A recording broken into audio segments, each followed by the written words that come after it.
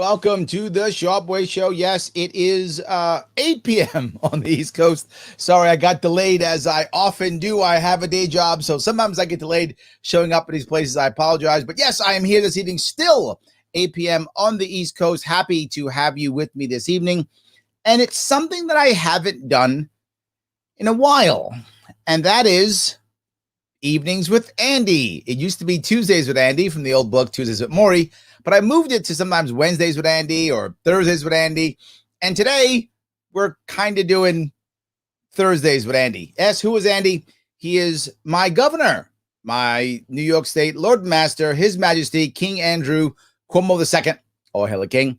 He is back in action. So many people are thinking like, well, Larry, this guy's in trouble, right? I mean, the nursing homes and women, he's in trouble. No, I said it before. Most of you didn't believe me. I said he's a ruthless politician. He's going nowhere. And guess what? He is back to his Emmy award-winning, I'm not joking, his Emmy award-winning daily news briefs. He's gone right back to doing his stuff. Yes, still doing his stuff again. He's gone right back, and I'm going to show you something. And the funny part is, he's still as arrogant as always, blaming everybody else as always, and his answers for everything are always the same. Spend, spend, spend. I want to remind someone, if anyone who's listening who's not a New Yorker, our budget is about $212 billion. That's New York State budget. Just for some kind of, figure out what that looks like. For some kind of clarity on this, only 20 countries and California have a larger budget. Not 20 states. The only state with a bigger budget is California. And then you got to add 20 countries. So most countries, it's about 190 countries in the world. So like 170 of them have a smaller budget than we have, right? 170 have a smaller budget than we have. 20 have a higher budget than we have, and California. Now, Texas and Florida have more people than we do, have no income tax, and smaller budgets. Yes. So let me show you what he's talking about, because, he's going to help us out, I guess, in his own way and show us what's going on. Now, the best part about this is he led with COVID. He led with it. He didn't lead with crime. He didn't lead with the economy. He led with COVID, right? Because that's what matters now. If you look at what's happening in New York State, our budget's broken. Our people are broken now. We don't know what to do. People are leaving New York like there's no tomorrow. Crime everywhere. And he's like, COVID. You know how many people in New York State died from COVID yesterday? 10. The day before, I think it was 16. That's terrible for those people. But in case you haven't figured it out, a whole lot more people died of drug overdose. A lot more. Probably double. So, yeah. Just saying. Let's have some perspective here. None of this is going to happen if we just sit back. The only thing that's going to happen is what we make happen. I like that. So he's going to make some stuff happen. We are. He's going to hook us up. He's going to do that by energizing the economy. Now, you're saying to yourself, how in the world would anybody energize the economy? Well, clearly things like tax breaks and incentives, benefits to hiring people, allowing people to get past some red tape to start new businesses or maybe build some cool stuff. All those things, right? Part of this is energizing the economy. Tell me about this. How do you jumpstart the economy? How do you restart the economy? Government has a role. New York State government is the most aggressive in the nation in starting a stimulus development program. Now, this is a stimulus development program. That's what he calls it, the stimulus development program. So what's going to happen? New York State is going to build a bunch of stuff. I'm not joking.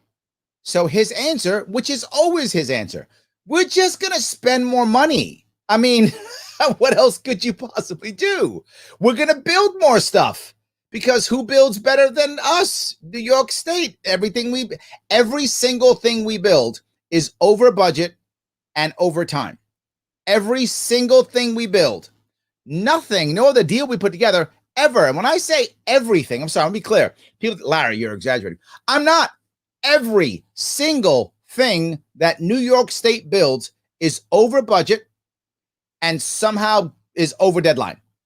Every time. 100%. I mean, I'll give them that every time. But not just that.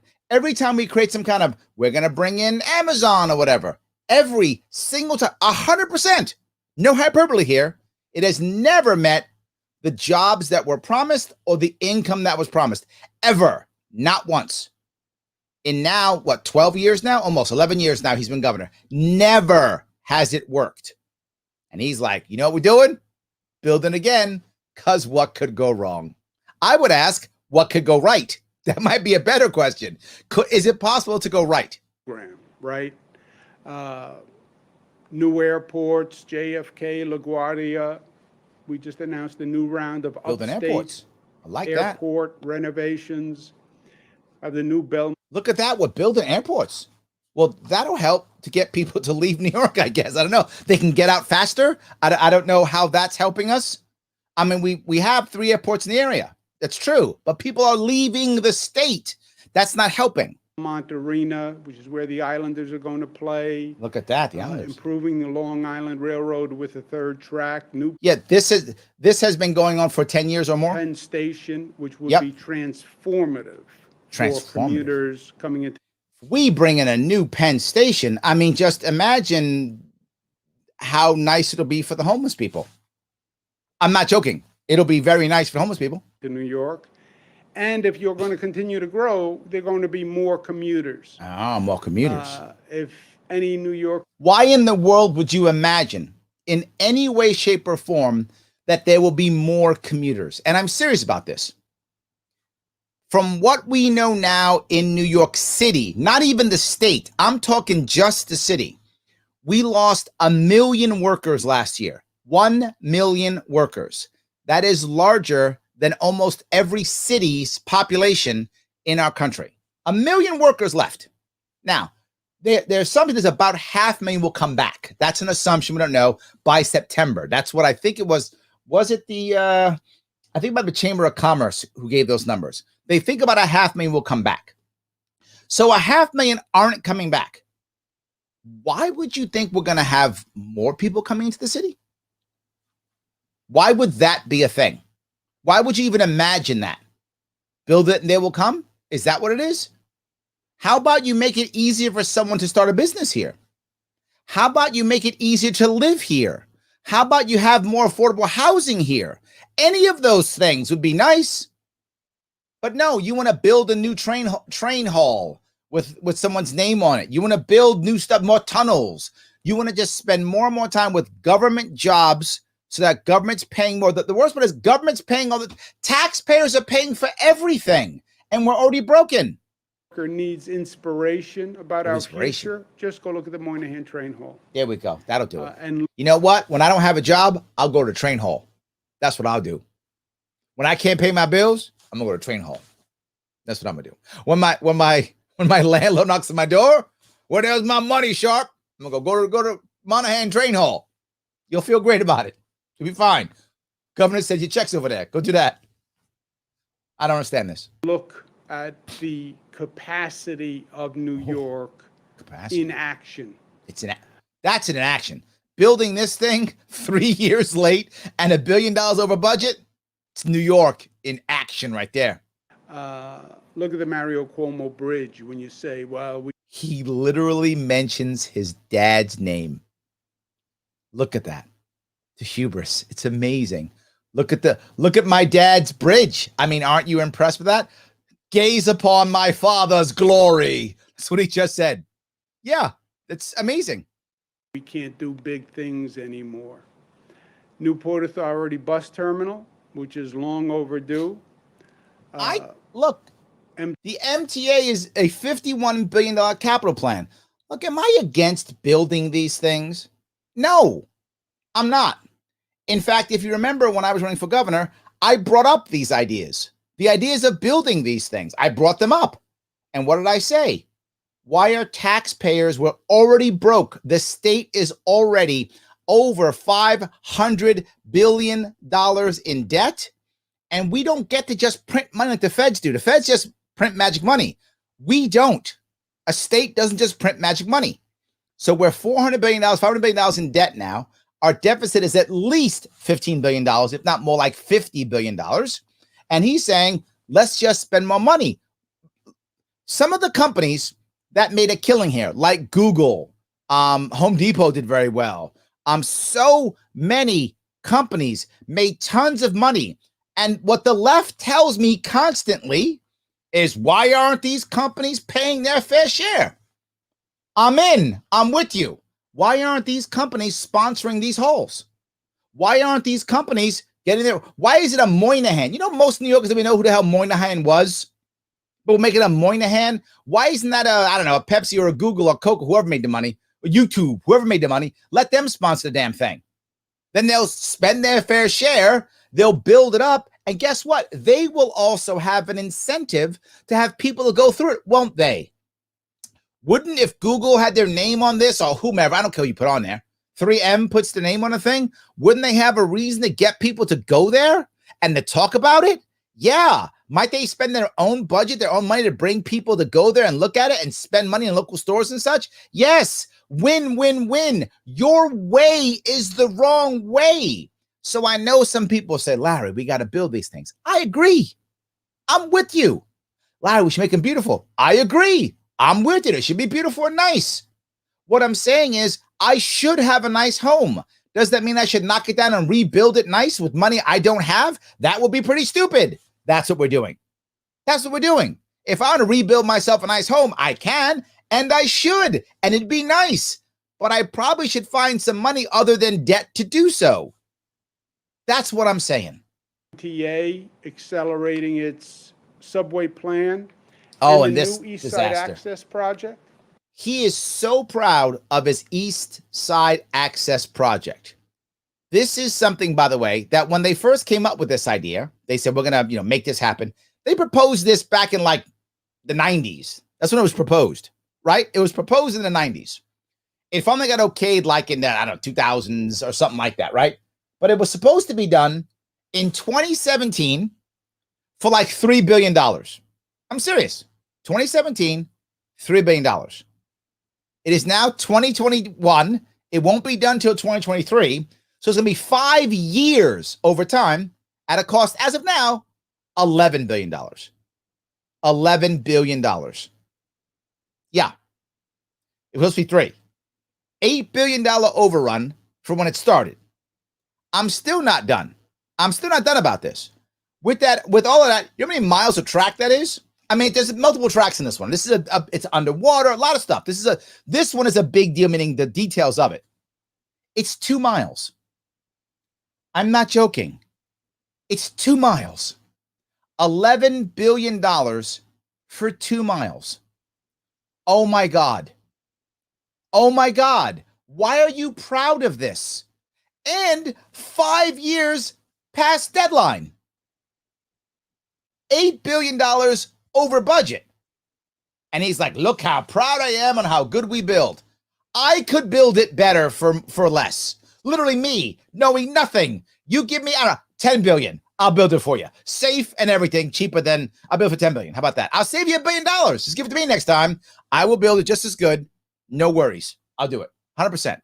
It's embarrassing. I'm going to grab a couple of comments. You guys are commenting up here. I want to grab some of these comments if I can. So Nick says, hi, Larry. Love you, respect you. Thank you, my friend. I feel the same about you. I do appreciate that. Yes. John says, what's good, Larry? Timed up on your incompetent overlord. I do a good job of that. That's true. Susan says, doing his stuff is what he does. I don't hate him. It's true, Susan. This is what he does. And he's gone back to what he's always done. I'm not surprised by this. Do I hate him?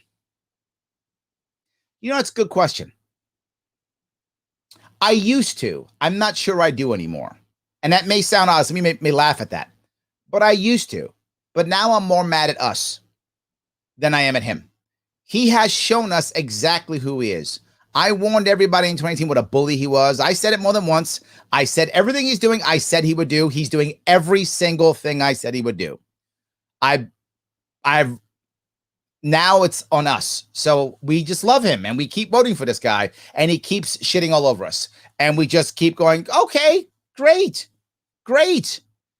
What I would ask anyone who's watching anything he says, when do you see, and I mean ever, when do you see an actual plan? I'm going to cover a couple he has here. An actual plan that actually does long-term support of business without just writing checks. I don't think I've ever seen one. Maybe I'm wrong. I don't think I've ever seen one. David says, if Cuomo were a Republican, he'd be in trouble. But because he's a Democrat, he'll just blame the Republicans. It's true. He will blame them. Absolutely true. That's good. Yes. Matt says, happy a late start was me with Angela McCardle and some PA libertarians about affiliate building. Hate to miss the show. Thank you, Matt. Tell Angela I said hi next time you see her. She's wonderful. Yes. Let's see if I keep going here. Tom says the government has a role. The most scary words you can hear. Yes, absolutely. Susan says everything built anywhere is over budget and not always on time. Goes to Tori. This is a valid point also, Susan. Susan, you are hitting home runs. You're right. Also a valid point. But there's a huge but here. It's not always taxpayer money, number one. And number two, do we usually, I can't remember, and you please correct me. I mean, I know you've been in commercial real estate in the past. So tell me if you can imagine any private company building something that goes, I mean, in this case, $8 billion over. So we're talking triple over the dollars and 5-6 years in time. Is that a common thing in the private sector? I think unless government gets involved with things like permits or something like that, I don't think it ever happens. Not that far over. I don't remember it, at least. If there is, I'm happy to hear it. I don't remember that. And it's taxpayer money. Do you think, let me go this way, Susan. Do you think that if this was built by Amazon or Google or 3M or, Exxon or whatever, Pepsi, YouTube, do you think they would accept that? Do you think that would happen? I would bet no. I bet that would never happen. I would bet they would never go $8 billion over budget and 5 years late. I can't imagine them doing that. Too many people would be fired. They would lose. They would sue the state. They would sue the city. They would negotiate and make things happen. We don't. We just accept the overruns. We just accept the overruns. They simply wouldn't. So I don't see that happening in a private company. Again, maybe I'm wrong. I'm happy to be proved wrong. I just don't see it. I don't see it. Josh says, why commute when many can easily work from home in Texas and Florida? You're not joking, Josh. That is my point. 1 million people left New York. 1 million workers left New York City. According to, I'm pretty sure it was the Chamber of Commerce, only 500,000 are coming back. That's all that's coming back. So they're staying in Florida and Texas and working. Susan says affording housing is a missing element. Yes. Susan, yes. Maybe we shouldn't be building these massive things. Let someone else build that. Let the government build some public housing that it can eventually turn over and give the deeds to some of the poorest New Yorkers. I like that idea better. If you're gonna throw a bunch of money into the city, okay. How about into actual apartments, actual affordable housing, public housing, that now everyone who gets into it has an opportunity to purchase that house.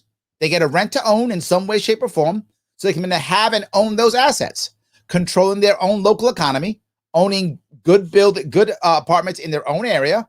If the price goes up, good for them, their owners. I like that. Let's do that. I'm with you, Susan. That's the answer. I love that answer. I'm in. Yes. So why is he so tan? Well, I guess he's out and hanging out in the sun. I like it. Absolutely. So I'm glad I grabbed some of these. I do want to go back to the piece here. I appreciate your comments. I'll grab a couple comments again as we keep going. But I do want to finish up a part of what he's saying. It's kind of interesting to listen to him boast on this.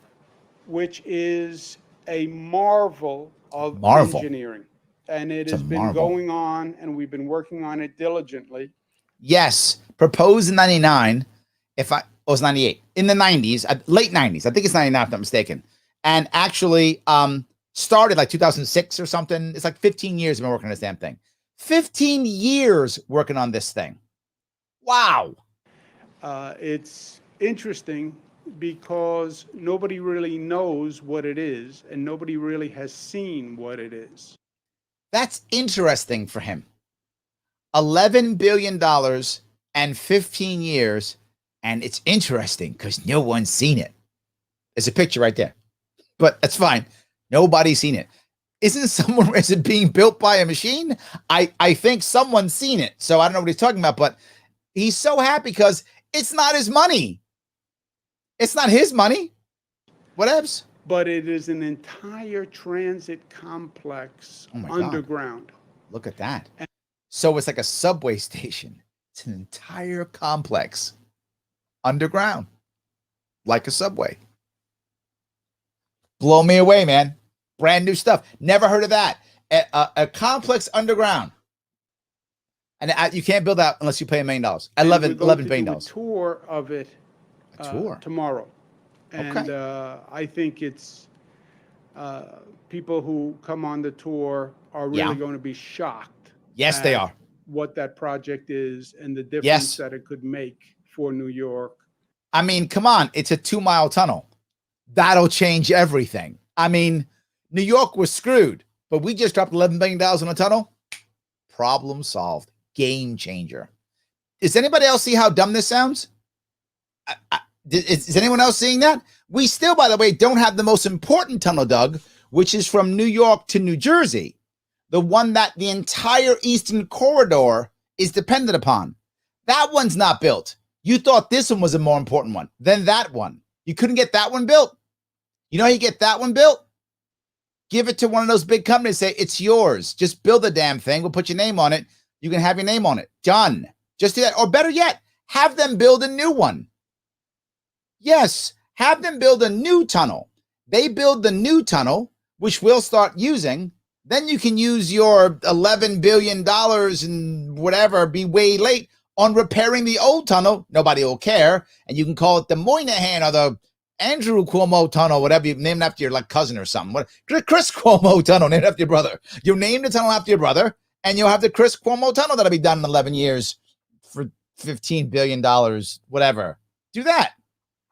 I got to tell you, there's a bigger reason why he won't do this. He won't let someone else build it because he will be embarrassed by how efficient they'll be.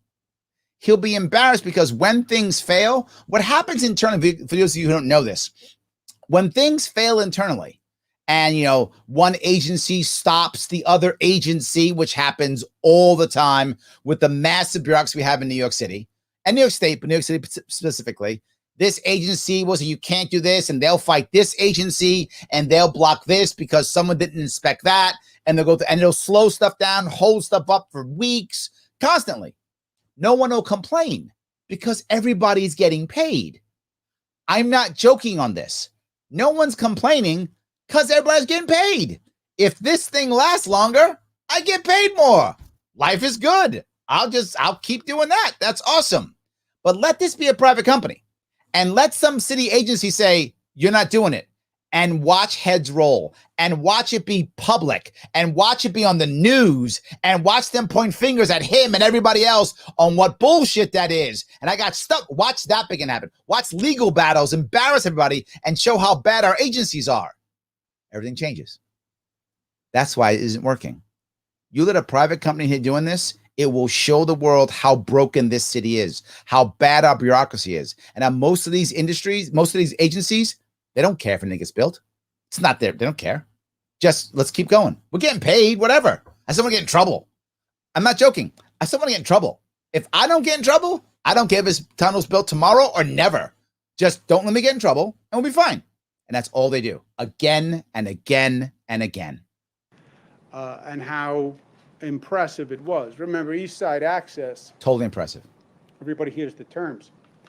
Yeah. It's bringing trains from Queens into Grand Central.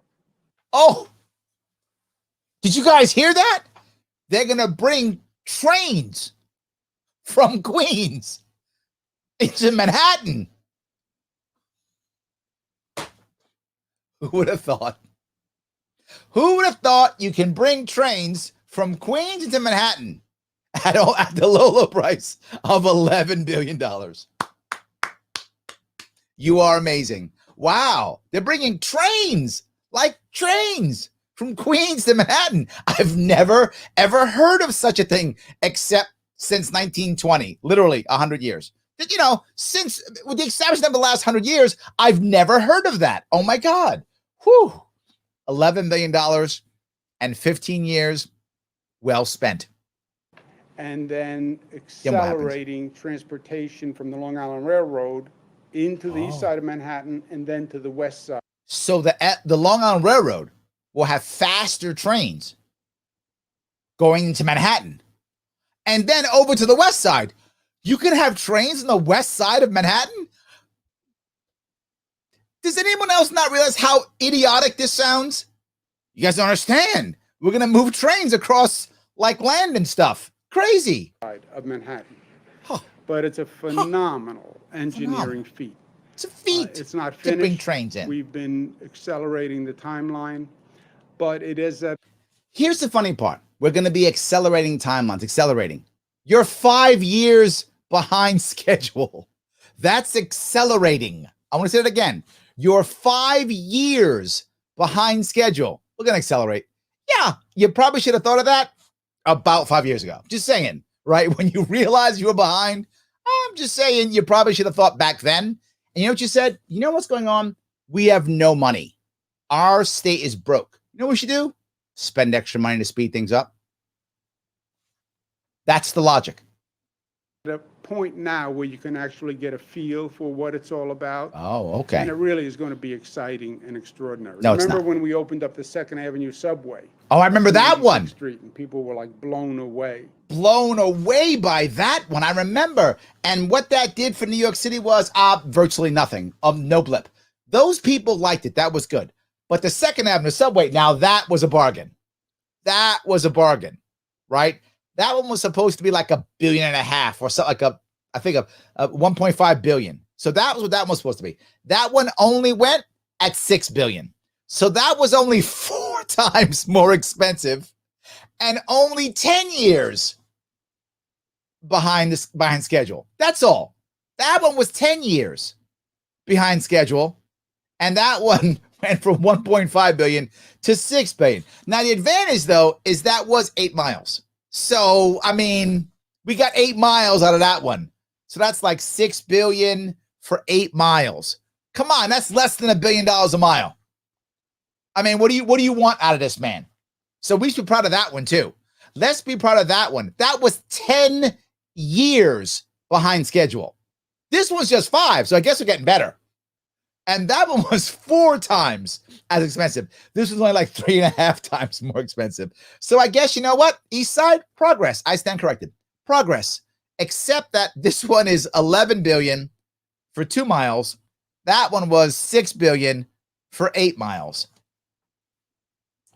I don't know which, I guess we're getting better.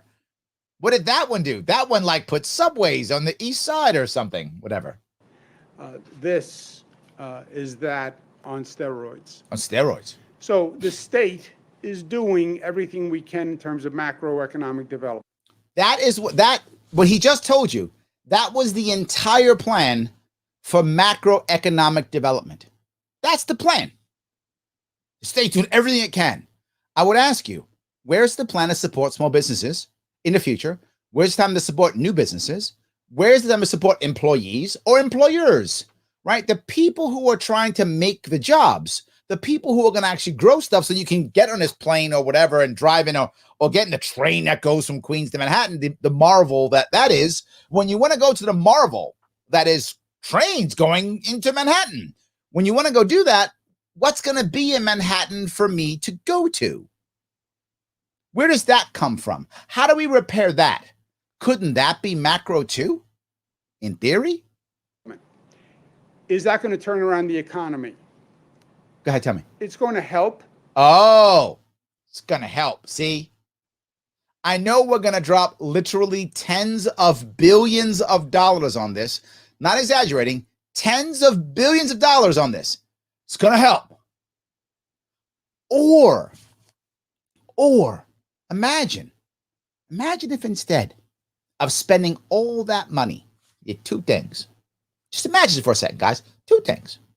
You don't spend 50 some odd billion dollars on this.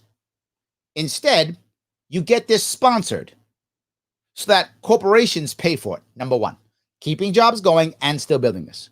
Then take that $50 billion, and you know how much our income tax is about every year? $50 billion. How about you suspend income tax for a year? How about that? You give people 1 year, no income tax. How about that? Instead of spending the money here, you instead get companies to sponsor these things, which means they will promote them on their own dime. They are literally dropping billions of dollars on marketing every single year, and they'll have to bring people in to do stuff like that and suspend income tax for a year. No income tax in New York State for a year instead of the spending. Same dollars, right? Same dollars, but no income tax for a year. Somebody might stay for an extra year and give it a shot. A business might open up with no income tax for a year. They might try it. People might try new things. Some of them will fail, but some will succeed. And guess what? People would come here from Jersey, from Connecticut, from Pennsylvania. They would come here. Why? They would even take one of those cool trains that you talk about. They would come here in those trains so that they could have no income tax. Because everyone around us has income tax. Do that for a year. Hell, do it for 2. See what happens. Watch. That's an actual macroeconomic development plan. As you can still build what you have to build, but now instead of just giving money to government workers and large corporations and large development companies, instead, give it to the average person. They could rebuild. Not a bad deal. I could hire more people who pay no income tax, couldn't I? I could pay them less because they're paying no income tax. Literally, everyone who's working now, if your income tax total, if you're in say, New York City or something, your income tax is maybe 10, 11%, depends on where you are, right? So what if all of a sudden, sometimes it's like 13%, but it depends where you are, right? Imagine if your income tax all of a sudden went down. Well, you don't need a raise, do you? You just got a raise for 2 years.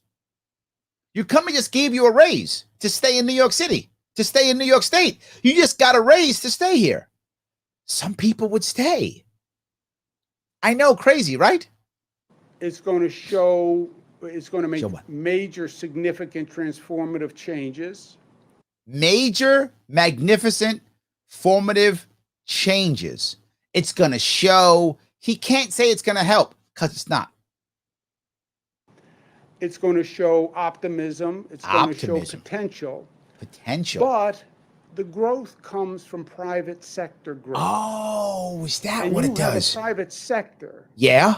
That has been all but paralyzed. Yeah. Yeah. You would know.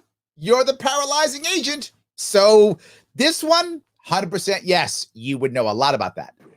Not through COVID, through you. And badly damaged through COVID. So how do you start that private sector economy? How do you start that thing? That's a good question. We should ask someone who's had some private sector experience, which wouldn't be you because you've had none. You've had a silver spoon in your mouth and you've worked for government your entire life. So you wouldn't know how to. Did you find an expert? Or did you just say spend more money? I'm going to guess there's a spend more money part to this. That's what I'm going to guess, right? Because he just realized that all that stuff he said, he couldn't even say to himself, it's going to help. It's going to show optimism, the 50 some odd billion dollars I'm spending. Yeah, but it's going to have like people's names on it. Oh, but private sector is kind of important too. Yeah, let me grab some more comments here. I hope you guys are enjoying this. It just drives me crazy. Jim says this is too ridiculous. It is. Yes, it absolutely is. Josh says, I built a bridge at my parents' farm in Indiana. Did you name it the Mario Cuomo Bridge? He would love that. That would be a good thing. That's nice. Susan says, the train hall is gorgeous. Could it be kept on schedule and more on budget? Probably. Happy to hear you're not against building. I'm not at all. I am all for it, Susan. I'm just not for building when we don't have any money and we could find another way to put that money someplace else to get other people up and running too. I want other people building too. I would like Josh to build his cool bridge, but not a bridge. I'd like him to build a business in New York instead. That's what I would like. I think that would be better. So, yeah. All right, let's see. Joe says, but his buddies in D.C. will bail him out.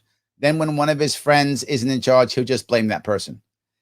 he's going to do that already. Like he's already trying to brain Letitia James for stuff. He's already on board with that. He's already there already. He's blaming commissions already. He's blaming all types of things. He's blaming Jacob. He's blaming all types of people already. He's already begun the blame thing, right? So yes, you're right. Yes.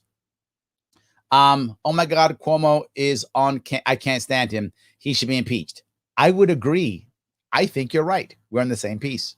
The Verizon bus depot sounds great. I'm in, man. Verizon bus depot. See that? I love that.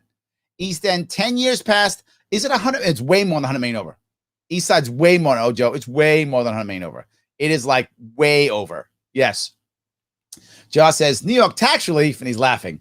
Yeah, I know. Wouldn't that be crazy? Somebody might actually stay here, right? Someone might stay if we actually had that. That might actually happen. So, yes. So, and Joe says, not what a West Side. Yeah, we do need that tunnel. Absolutely. Yes. So, billions, Joe, billions. I think that might actually happen. Joe says 12%. Yeah, it's about 12%, isn't it? Right? Something like that. 12 or 13, depends on where you are. It's in that area, right? Depends on where you are. Yeah, absolutely. So, David says, 1,047,666,067 per foot. Yeah, that's what it costs. 11 billion in 2 miles. Each foot is $1 million. 1 foot, it's $1 million. You know, for $1 million, I'll chip out a foot of tunnel. I would do it. I'll do it for 900,000. See that? 900,000. I'll do it. Yes, absolutely, 100%. That's good. Let me see if I can grab a couple more of these. Let's see. Ed says $1,000 or two just for you to start paying for this GD beast. Is it $1,000? Is that right? Oh my God. Oh yes, the big dig. Sounds like Boston's big dig. Yes, another set of government losing, doing terrible stuff. Absolutely. Yes, 100%. Andrew says, me thinks Cuomo has been inspired by Thomas the Train in regards to the train. Yes, well, Thomas the Train is nice. I agree. He is. Absolutely. Jody says, technically speaking, accelerating is change in speed. He's not wrong. He's not wrong. Yes. Jeff says, I always get a kick out of these. It's by far the most I hear Larry curse. He does drive me crazy. You know, he does. It's true, right? He does drive me crazy. I tend to be okay, but he does definitely drive me crazy. Yes. Paul says, yes, but the emperor apparently had a new garage built for his palace. I mean, executive mansion. Is that right? I didn't know that, but I totally believe that. Yeah, I totally believe that. Senator says, I wonder how many favorites and friends are working on this as they used to filter money to organizations and business promising votes. All of them would be my guess. All of them. That's my point. They're not concerned. They're just getting paid. And you know who's paying? Me and you, Sandra. We're paying for that. And some of you in upstate are like, well, Larry, I don't live in New York City. I'm not paying for it. Yeah, you are. It's all taxpayer dollars going to the MTA. So you up there in upstate, you're like, well, that's you crazy city people. Nope, you're paying for it too. I guess I should say thank you, upstate New York, for throwing money into my city. I appreciate it, but I wish you didn't have to. I really would rather we handle our own business and you not have to throw us any money. I would prefer that. And if we actually would use my idea of sponsorship, we wouldn't need your money. You could keep your money in your county. You'd be happy. I could keep my money in my county. I'd be happy. Everybody's happy if we do that. So, Sandra, you're correct, but I know you're in the city. So you and I are both paying for that directly, but everybody in New York is paying for it. That's the sad part, right? That's the sad part. So, yeah. All right. Let me grab a couple more of these if I can. Excuse me. I know you guys definitely enjoyed the some of these issues. So, upstairs are paying. Yeah, you are, Tim. I love you, Tim. And I wish you were voluntarily deciding to help me out here in New York, but you're not. It's just coming out of your check. So sorry about that. But thank you. Sorry, Tim, but thank you. Government is not going to make the economy work. What? We can stimulate it. Whoa. I thought government did everything. So government's not gonna, okay. Let's see how that works. But it's going to be the private sector. It's going to be those individual businesses, okay. Individual real estate projects. We're going to throw money at them. That's the way. What else would you do? Because if you just said we'll reduce their tax burden or give them incentives to do something good or better, well, then you can't have strings attached. But if you force them to go through a grant program, which is what we always do, is some damn grant program, we do that, now we can control them. Now we can take their data, now we can pull their strings and make them do what we want, or we'll take the money away. But not just that, we can now check their books because they took our money. So we'll check their books. If anything's wrong, we can find them and put them in jail. I'm not joking. That's what happens all the time. That's why there's always grant programs. Apply for your grant program. And if I am a glorious and good God, I will grant you something. Instead of just going, dude, we've been robbing you for years. Tim, keep your money, man. That's a whole lot better. I like that better. I've been robbing you for years. You know what I'm going to do, Josh? Keep your money, man. That's what I'm going to do. Keep your money. Do that. How about that? Sorry, I've been robbing you for 50 years. You know what? Keep your money now. I like that better. We're not doing that. You are going to apply. You are going to petition to your Lord and see if he will be kind enough and generous enough to give you some of your money back. That's literally, I'll see if I can, if I'm generous and kind enough, if you follow my rules, I will give you some of your own money back. See, he is a generous God. Checks. And to stimulate those projects, okay, we have $800 million in small business grants and $2.7 billion in emergency rental assistance. Where'd you get that money from? We have this money. Okay. Where'd you get that money from? Did you print it in the backyard? You didn't, did you? So either Uncle Joe wrote you a check. That's possible. Uncle Joe is going to write you a whole bunch of checks. So maybe Uncle Joe wrote you a check. Okay. Or you borrowed it and were even more billions of dollars in debt. Or you just took taxpayer dollars. That's it. I don't know where this is coming from. We have. Would you make it? You don't have a real job. What are you talking about? This is going to affect literally hundreds of thousands. Look at that. Of businesses. What does it say?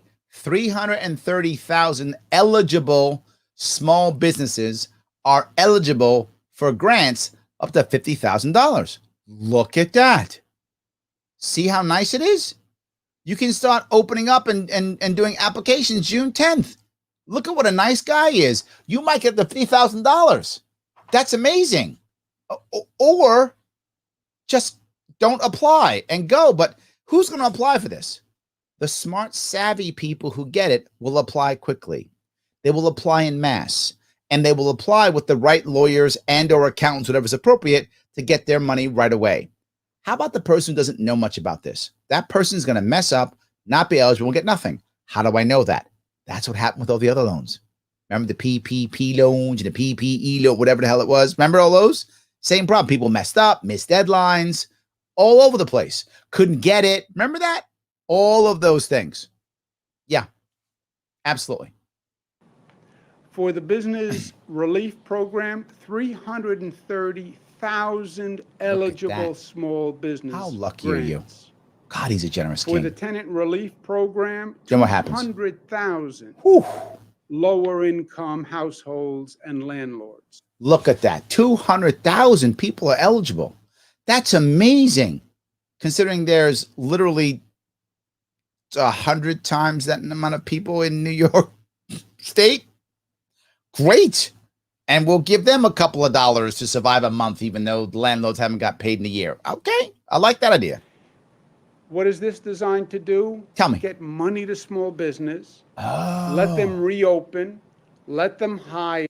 Look how awesome he is. He's going to let them reopen. It brings a tear to my eye. He is going to let us run our own businesses. Are we so lucky? It's amazing. Get some money to them. Or they could just sell stuff and get money. I know that's crazy. That's like economics and stuff. They could sell stuff and make money. That would be another way of them getting money versus you just giving them back some of their tax money. I'm just saying. Another idea would be they actually sell stuff and make money. Crazy. I know. I'm nutty. I'm a libertarian. I like markets and stuff. That's dumb. I'm just think about it, Your Highness. Just consider it. Here, get money into low-income tenants who've been struggling. Okay. Yeah. Let them. Or you could let those businesses hire those people so they can make more money without a state income tax for a year or two, and then all get a 12% raise. Just saying, that would be another way of doing it without the Hunger Games, right? I don't think we have to. I know you love Hunger Games. I know you probably watched the movie, read the book. You thought you were that. I know you were. You loved it. But I'm just saying, this is another way of doing it, just making that happen. Pay their rent so the landlords are financially stable. Okay. The landlords can start to improve properties once again. Got it. Small business owners can start to improve their business once again. Look at that. What would they do without you to tell them to do that? Amazing. Because usually business never improve anything unless His Majesty gives them permission and money. So that's an important piece. Let me grab a couple questions here. Tom says, he asked a question. He says, serious question. How many businesses have been lost over the last year plus in New York? Last I checked, it was 130,000 were gone. That was like October of last year. So it's got to be at least double that now. 200,000 or more businesses are lost, and over half won't come back. So we probably lost total that will never come back over 100,000 businesses in New York State. It's a lot. It really isn't a lot. Alice says, isn't it up to the government? It isn't up to the government to tell us what to do, but up to us to make sure he's doing his job for us constitutional rights we have. Alice, I just wish New York thought that way. We just don't. We just don't. Josh says, love listening to you, Larry. Love when you get fired up because you care. It's true. It bothers me. I'm literally watching my city get destroyed. Andrew says, Cuomo knows nothing about business and industry. Accurate? Yes. Yes. Tim says, if I fill out the application, do I have to vote for him? I hope not, because that will be a problem. Yeah, that's funny. I like that. There is only one place that can print out money. Yeah, that's true. Yes, 100% true. So, wait, a Democrat is admitting that government is not going to make the economy work. What's the catch? You just saw it.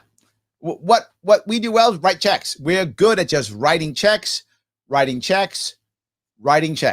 That's it. Tim says, you're welcome, I guess.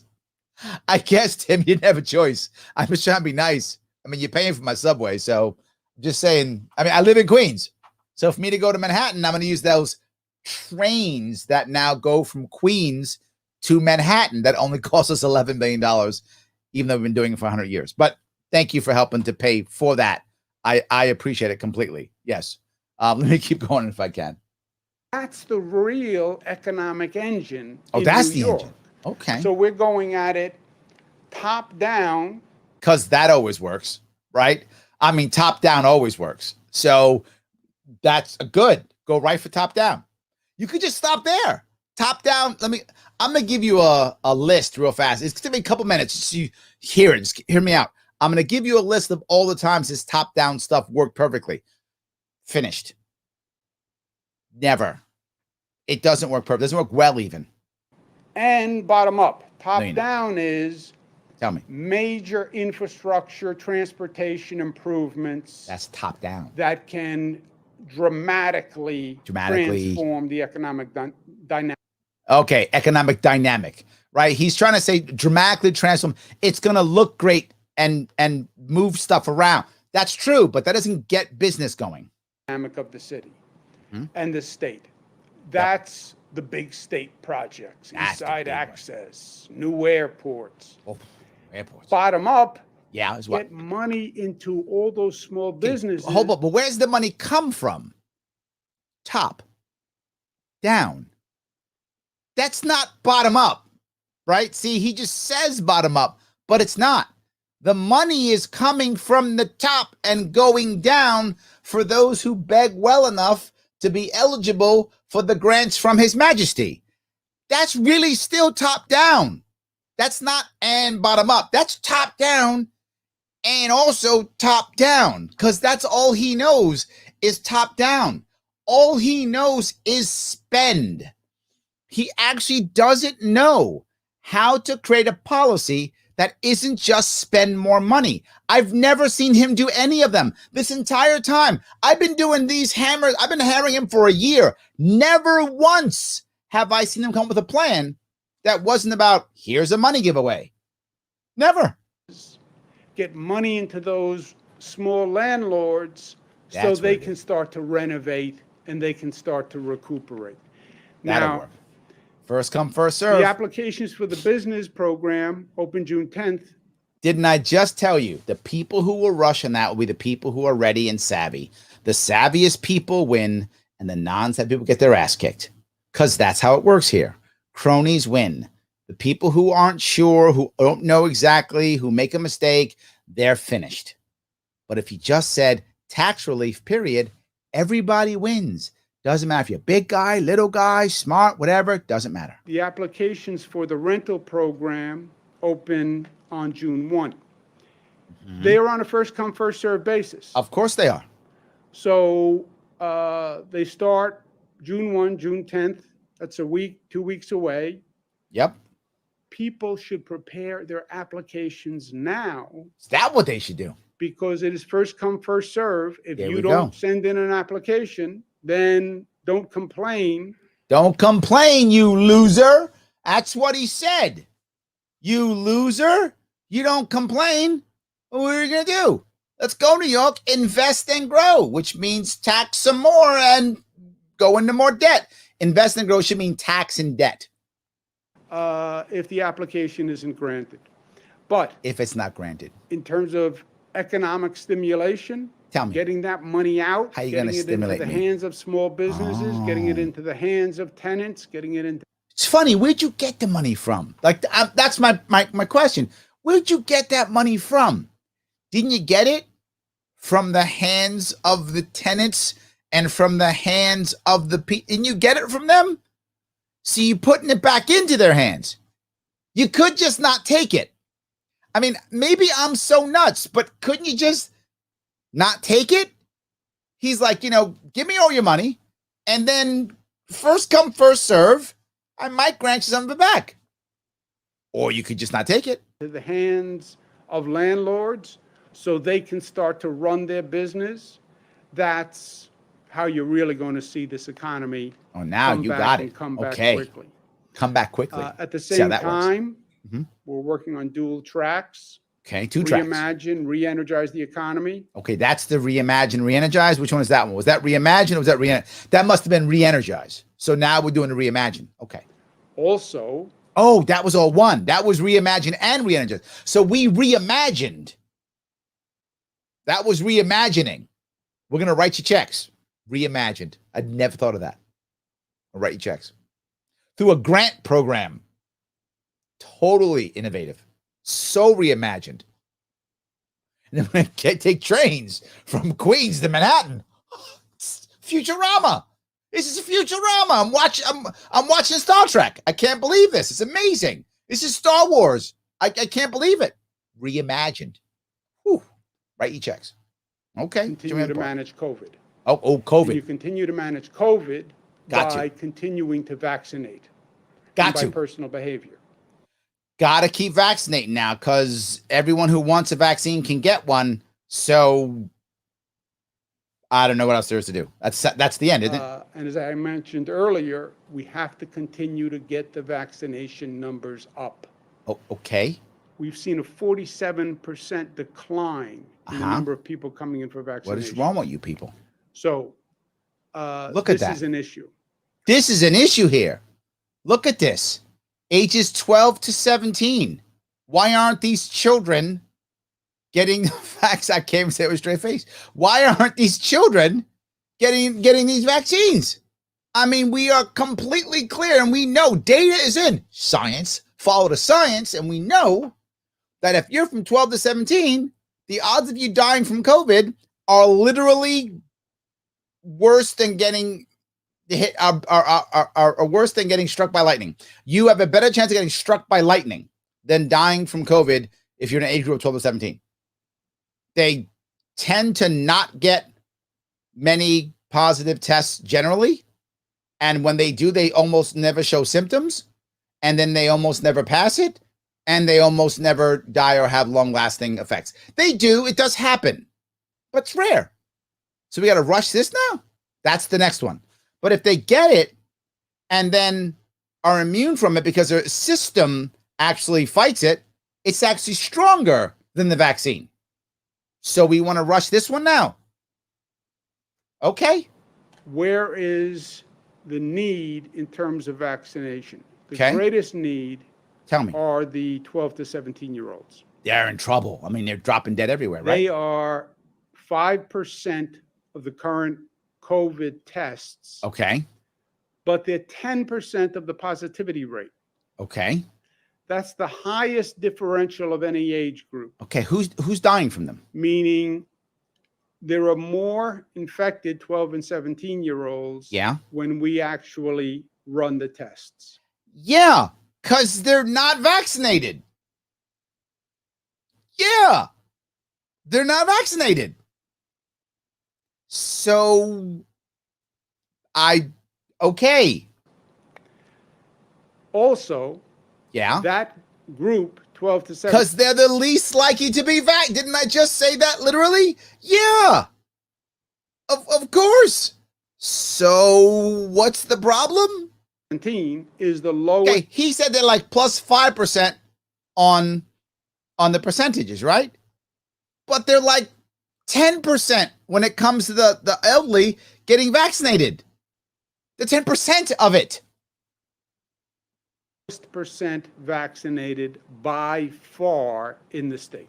Yeah? Why are we worried about this? Well, they just became eligible for the vaccine. Okay.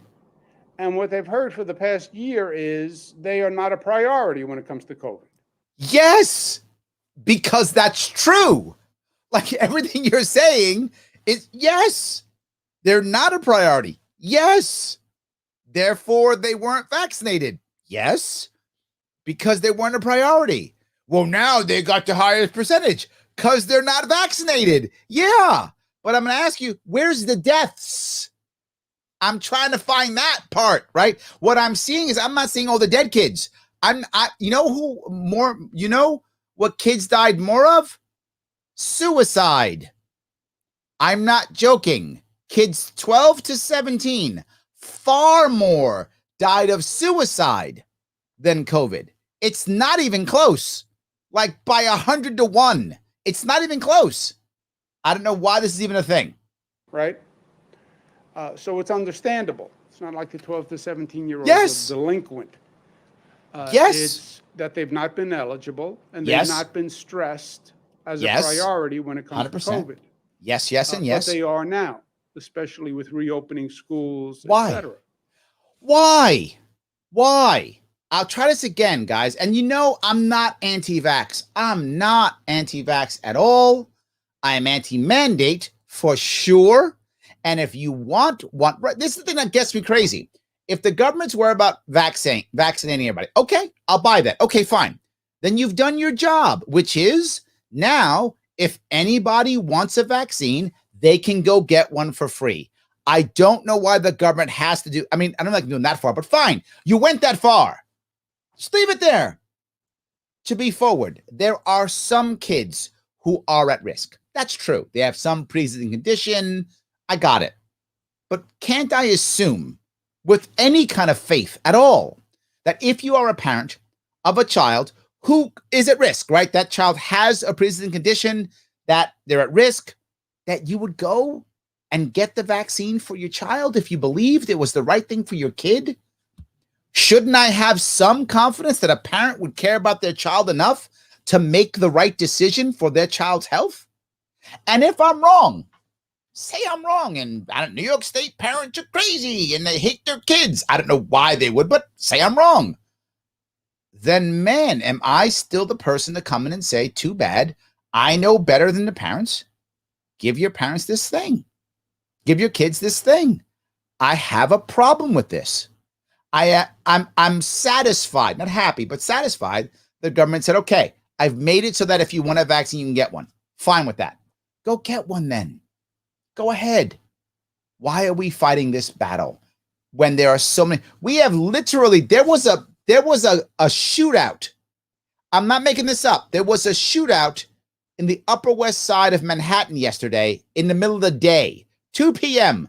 Middle of the day, there was a shootout on the Upper West Side of Manhattan. People firing, bang, bang, bang, bang, like that.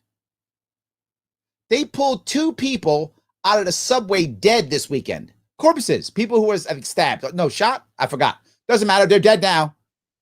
Doesn't matter whether they were shot or stabbed. They were killed. New York City subway pulled 2 people. They used to pull stabbed, wounded people out of the city. Now they're pulling corpses out. And he's like, gotta get a COVID shot if you're 12. What is wrong with him? What's wrong with us? Why are we like, yeah, let's focus on this. Let's focus on $11 billion infrastructure package when I'm pulling corpses out of the subway on a weekend. Totally the right way to look at things. So, what do? Identify the need. Nothing. Increasing participation, especially among the young people, and get creative. None of us have been here before. There is no. None of us have ever had to deal with vaccines ever before. It's the first time ever. It's almost like these trains that go from Queens to Manhattan. No one's ever done this before, had to get kids vaccinated. We've never had to vaccinate children ever before, ever. No one's been here before. What are you going to do? Luckily, we have you. Book to follow. No book. So get creative. Except literally every book. But besides that, no book. Creative. Okay. Creative. Okay. Today we're announcing. Okay, tell me. Get a shot. All right. And make your future. Look at that. You can get a shot and make your future. I would like that. I want to make my future. I'm going to get a shot. How do I do that? We will raffle off on a weekly basis. Every week, okay. Full tuition, room, and board scholarships. Look at that. To any public college or university. So you can get he said, take a shot, get your future. But what he's saying is get a shot and gamble. Your shot is a lottery ticket. That's your shot. So I guess he's like about, don't retire. I got lotto. Who needs to save money? I'll just buy lottery tickets. That's what he's saying. Okay, but get a raffle. 50 full tuition, room, board, scholarships at any public college university. Any of you guys remember me talking about 2 years ago? Anyone heard about the Excelsior program in New York State? What's the Excelsior program do in New York State? Yeah, free college. I thought we already had free college in New York State. Remember that? Remember how we promoted that? Talked about how awesome Excelsior program is? Free college to everybody. If you make less than $100,000, free college to everybody. Remember that? I thought we already had free college in New York State. Oh, maybe that plan was bullshit, which is what I said it was back then. And clearly, yet again, when I deal with this guy, I actually get tired at some point saying, I told you so. That was a garbage plan that just threw money in the garbage, like this one is. Because if we actually have free college in New York State, which is what he said, that was a lie, but that's what he said, this can't work. Because you already get free college in New York State. Excelsior program. Why do I have to raffle for something that's free? It's like raffling off for a cup of water. It's the same thing. It's free, brother. It's not impressive. But you know what? It's actually not free. It's a lie.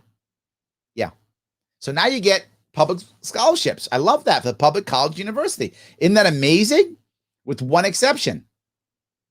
That doesn't make your life at all. New York State public institutions, colleges, and universities are getting worse and worse. They're getting worse and worse. Why? Because they're free. So you have worse and worse students who don't want to go to college or shouldn't be in college. Just because you go to college doesn't mean you have a future. You haven't figured that out yet. You might have a future to go to college. You might, and you might not. But in this guy, get a jab, roll the dice for free college that's already free to a university that has very little value. For 4 years. Oh my God, 4 whole years. It will be just a month. By the way, the average person takes 6 years to graduate now. So you're getting 2/3 of a degree. 12 to 17-year-olds who come in and get their shot. That's what it is. Okay? Tomorrow through July 7th, Any 12 to 17-year-old who gets their first Pfizer dose, Pfizer's 2 doses, okay, we will award 10 4-year scholarships by a random drawing of those people who got the vaccine. See that? Every Wednesday. Every Wednesday, you're going to be getting free college. Not a bad deal if you're 12. I'm sure. I love that idea. So now you'll pick your college because it's free. That is that. I mean, think about that. That is how useless and valueless college is now. That you'll go to a school, a state school, a public school, because it's free. Not because it's the right school for you. Not because it's going to help you in life. Because society has said that magically I have to go to college, and if I go to college, great stuff will happen, even though there's no data to prove that to be true, that magically it'll become better. You might be better, or you might be worse. Who knows? But now you're picking your college not because of your career. You're picking college because it's free. I got a shot. I got a free. I'm going to college for free. How well is that going to work out? Yeah, look at his face. He knows it's garbage. He's like, man, are these guys buying it? Look at his face. Are these guys buying this garbage? Are they buying it? Sadly, the answer, Your Majesty, is yeah. Yes. It is an incentive for students. There we go. 12 to 17. Look at that. Planning on going to college. You're wondering about how you're going to pay for it. This is a full 4-year scholarship. Look at that. To a SUNY school, to a CUNY school, to a community college. Look at that. Moving on to a 4-year program. So it's a significant incentive for students. And by the way, it's an incentive for parents. For a parent, or I'm gonna, you know what? I'm always gonna go with the or part, right? That's crazy. I'm gonna go with the or. You could do it this way. This is a way of doing it. It is an insanely stupid and ineffective and inefficient way of doing it, but it is a way of doing it. It's a way. I'm gonna go another way. You could make college cheaper by not backing all those loans, which would by default change the price structure of some of the worst degrees and maybe increase some of the more expensive ones. But if you were going to finish an expensive one, it would change how banks handle it, and they would change their loan structure. It would also force the colleges to actually give you a decent college degree, or even better, if the colleges want to give you, if the colleges want to keep their prices high, let the colleges be their own financial institutions. Cars do it. You go buy a car, right? You go buy a car from Honda, Ford, Volkswagen, whatever. Most of the time when you buy that car, who's financing that car? Well, their financial institution. So Ford Finance does Ford, basically Ford Bank, right? There's a bank and that finances it. If their car falls apart or has no value, or you can't pay the loan back, they're stuck. Ford is stuck. Well, why don't we let the institutions be their own banks? Almost all of the big ones, they have an endowment. They have some have billions of dollars in endowments. Let them use that money as a bank.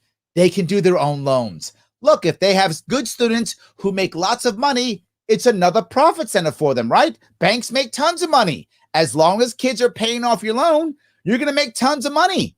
You can become your own financial institution. That'd be awesome.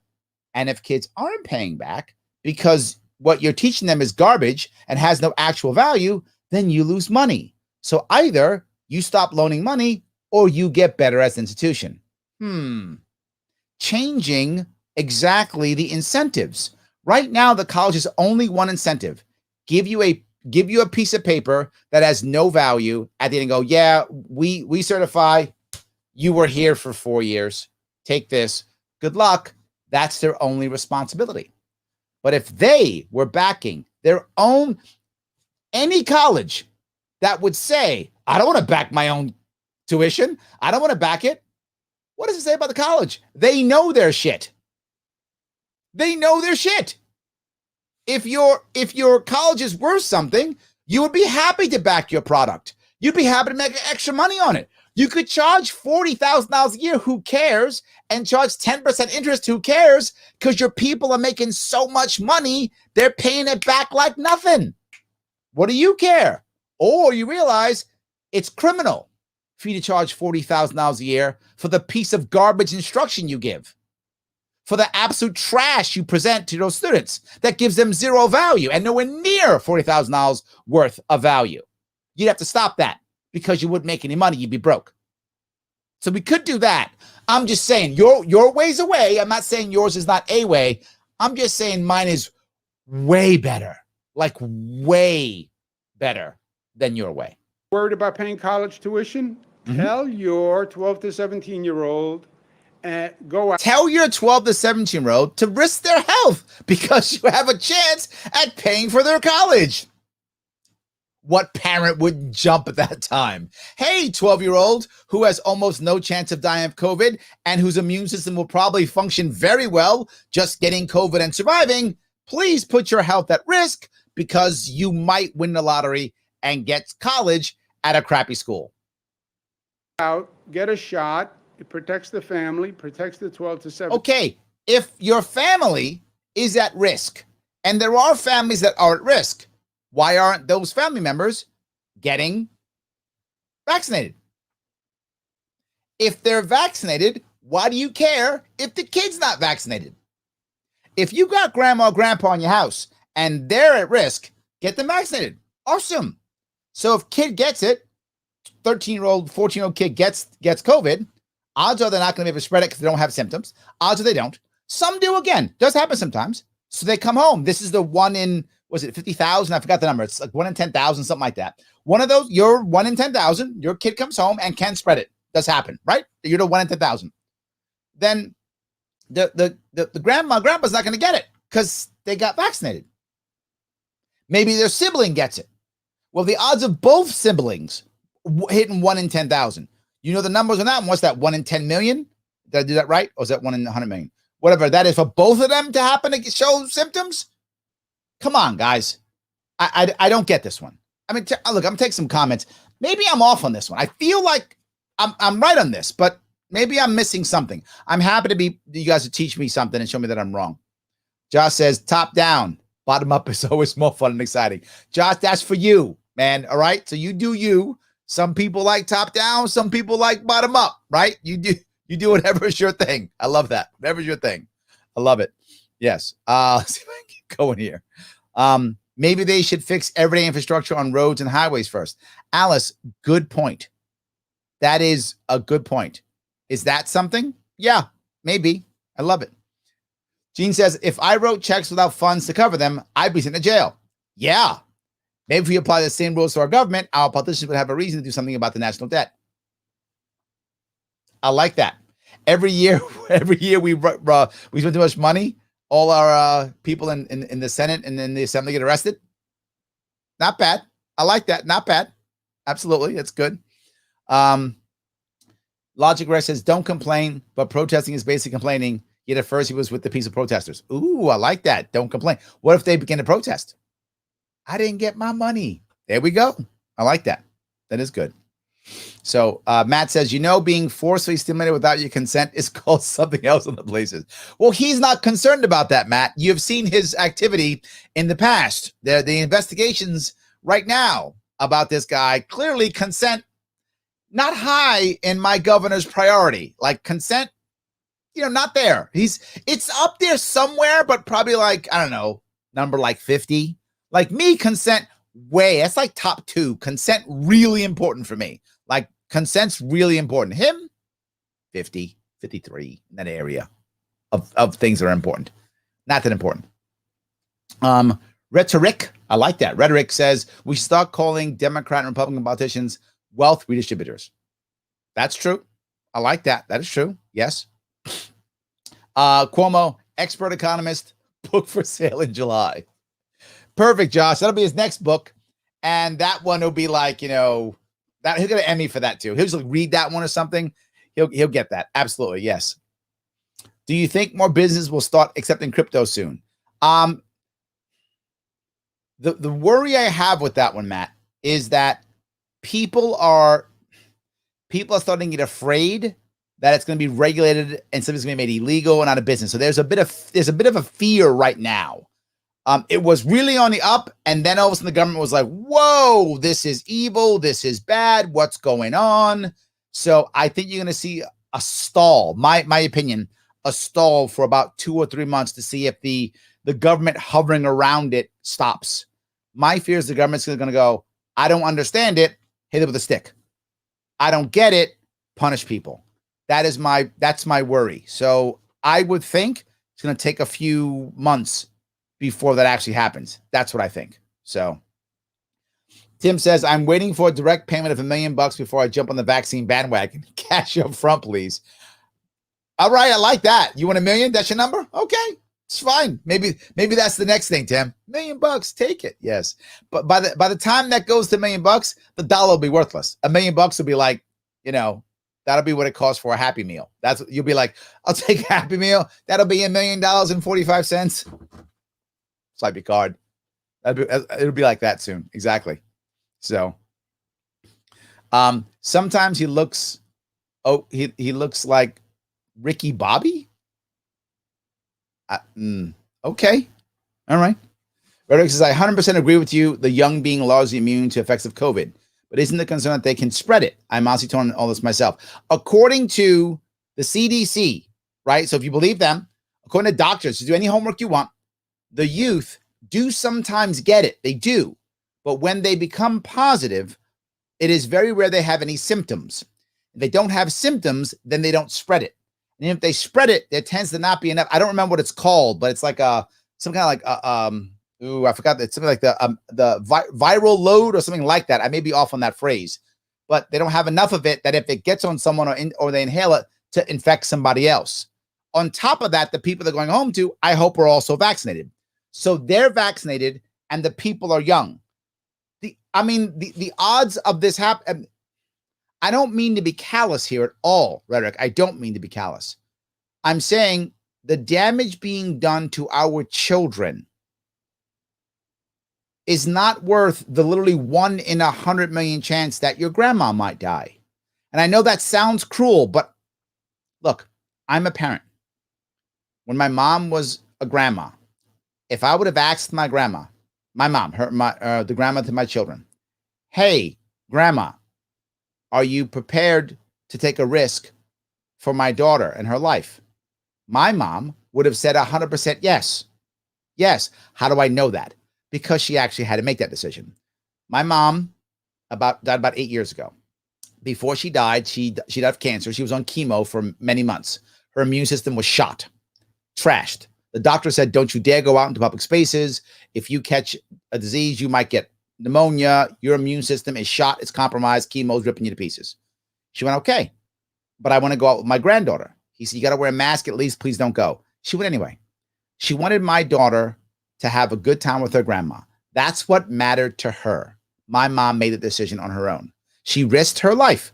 She literally could have gotten a disease and died. And she decided to take my daughter to places and go out and hang out with us. She wore a mask everywhere she went. She wore the mask. This is 8 years ago. She wore a mask, but she was like, it happens. So my point is, if you have older people in your life who are at risk, then you and them together must make a decision on what you feel. If you feel that it's not worth it, then get your kid the vaccine. Okay, that's the household you live in. I'm okay with you making that decision. You believe that's right for your household. Good on you. Or grandma goes, of course not. I'm vaccinated. Let my son, daughter, grandson, granddaughter go have a life. What am I doing? And that would also be the right case. So it doesn't matter if I'm torn on this before with you. It doesn't matter. I'm not making the decision for you. You are making the decision for your family. If it were me and I was a grandfather, I'd be like, no, I'm not ruining my grandchildren's life or hurting them even more because I might die. If I die, fine, I accept. You don't have to accept that. That's not required of you. That's what I would do. And I should have that right to do that if I choose to do that. And you should have right to say, hell no, kid, get vaccinated if you're going to be in my house. I'm okay either way. What I can't stand is not just saying, here's the pluses and minuses, make a decision for those people who you love in your life. Instead, it's you must do and let me force it. That's my problem. I hope that was clear at least, what I was saying. I hope that was clear at least. So, all right. I know people that didn't get COVID-19 till after getting one shot. Oh, I never heard that. Wait a minute. No, I did. Someone told me that. Someone told me they heard. I wonder if that's real. I'm going to check that out. Thank you for that. So I'm going to check that out. I'm going to see if that's, yeah. Okay. I'm going to check that one out. Paula says he killed all the old people. Now it's time to focus on the kids. Oh my God. So morbid, Paula. Look at you being morbid. Oh my God. You're being so morbid. Yes. David says those that are 18 weren't vaccinated because the government said no to vaccinating them. Yes. Yes. That's correct. Tom says, don't tell them the CDC is saying it doesn't bother those kids that much. Yeah, clearly, again, no matter who you want to believe in this, if you believe the CDC, whoever you believe, everyone is saying the same thing. It doesn't mess with the kids hardly at all. I mean, here or there, but hardly at all. You should be making decisions based on if your kid has a problem. And again, I can't stress this enough. I don't want to say that no kid should get this. You as a parent should decide if your kid is in trouble and needs this. And if your kid does, go do it. Absolutely. Yes. So where's the vaccine for suicide? Ouch. You know what, David? There is one. There is one. It's called support structure. But that's only us. That's the vaccine. Support structure. People helping others to have purpose, to have respect and love. That's the vaccine. You give people that purpose, respect, love, they don't commit suicide. Literally, that's the vaccine. So I'm trying my best to give people in my world that to the best of my ability because I can't stand people. I can't stand the idea of people committing suicide. I hate the idea.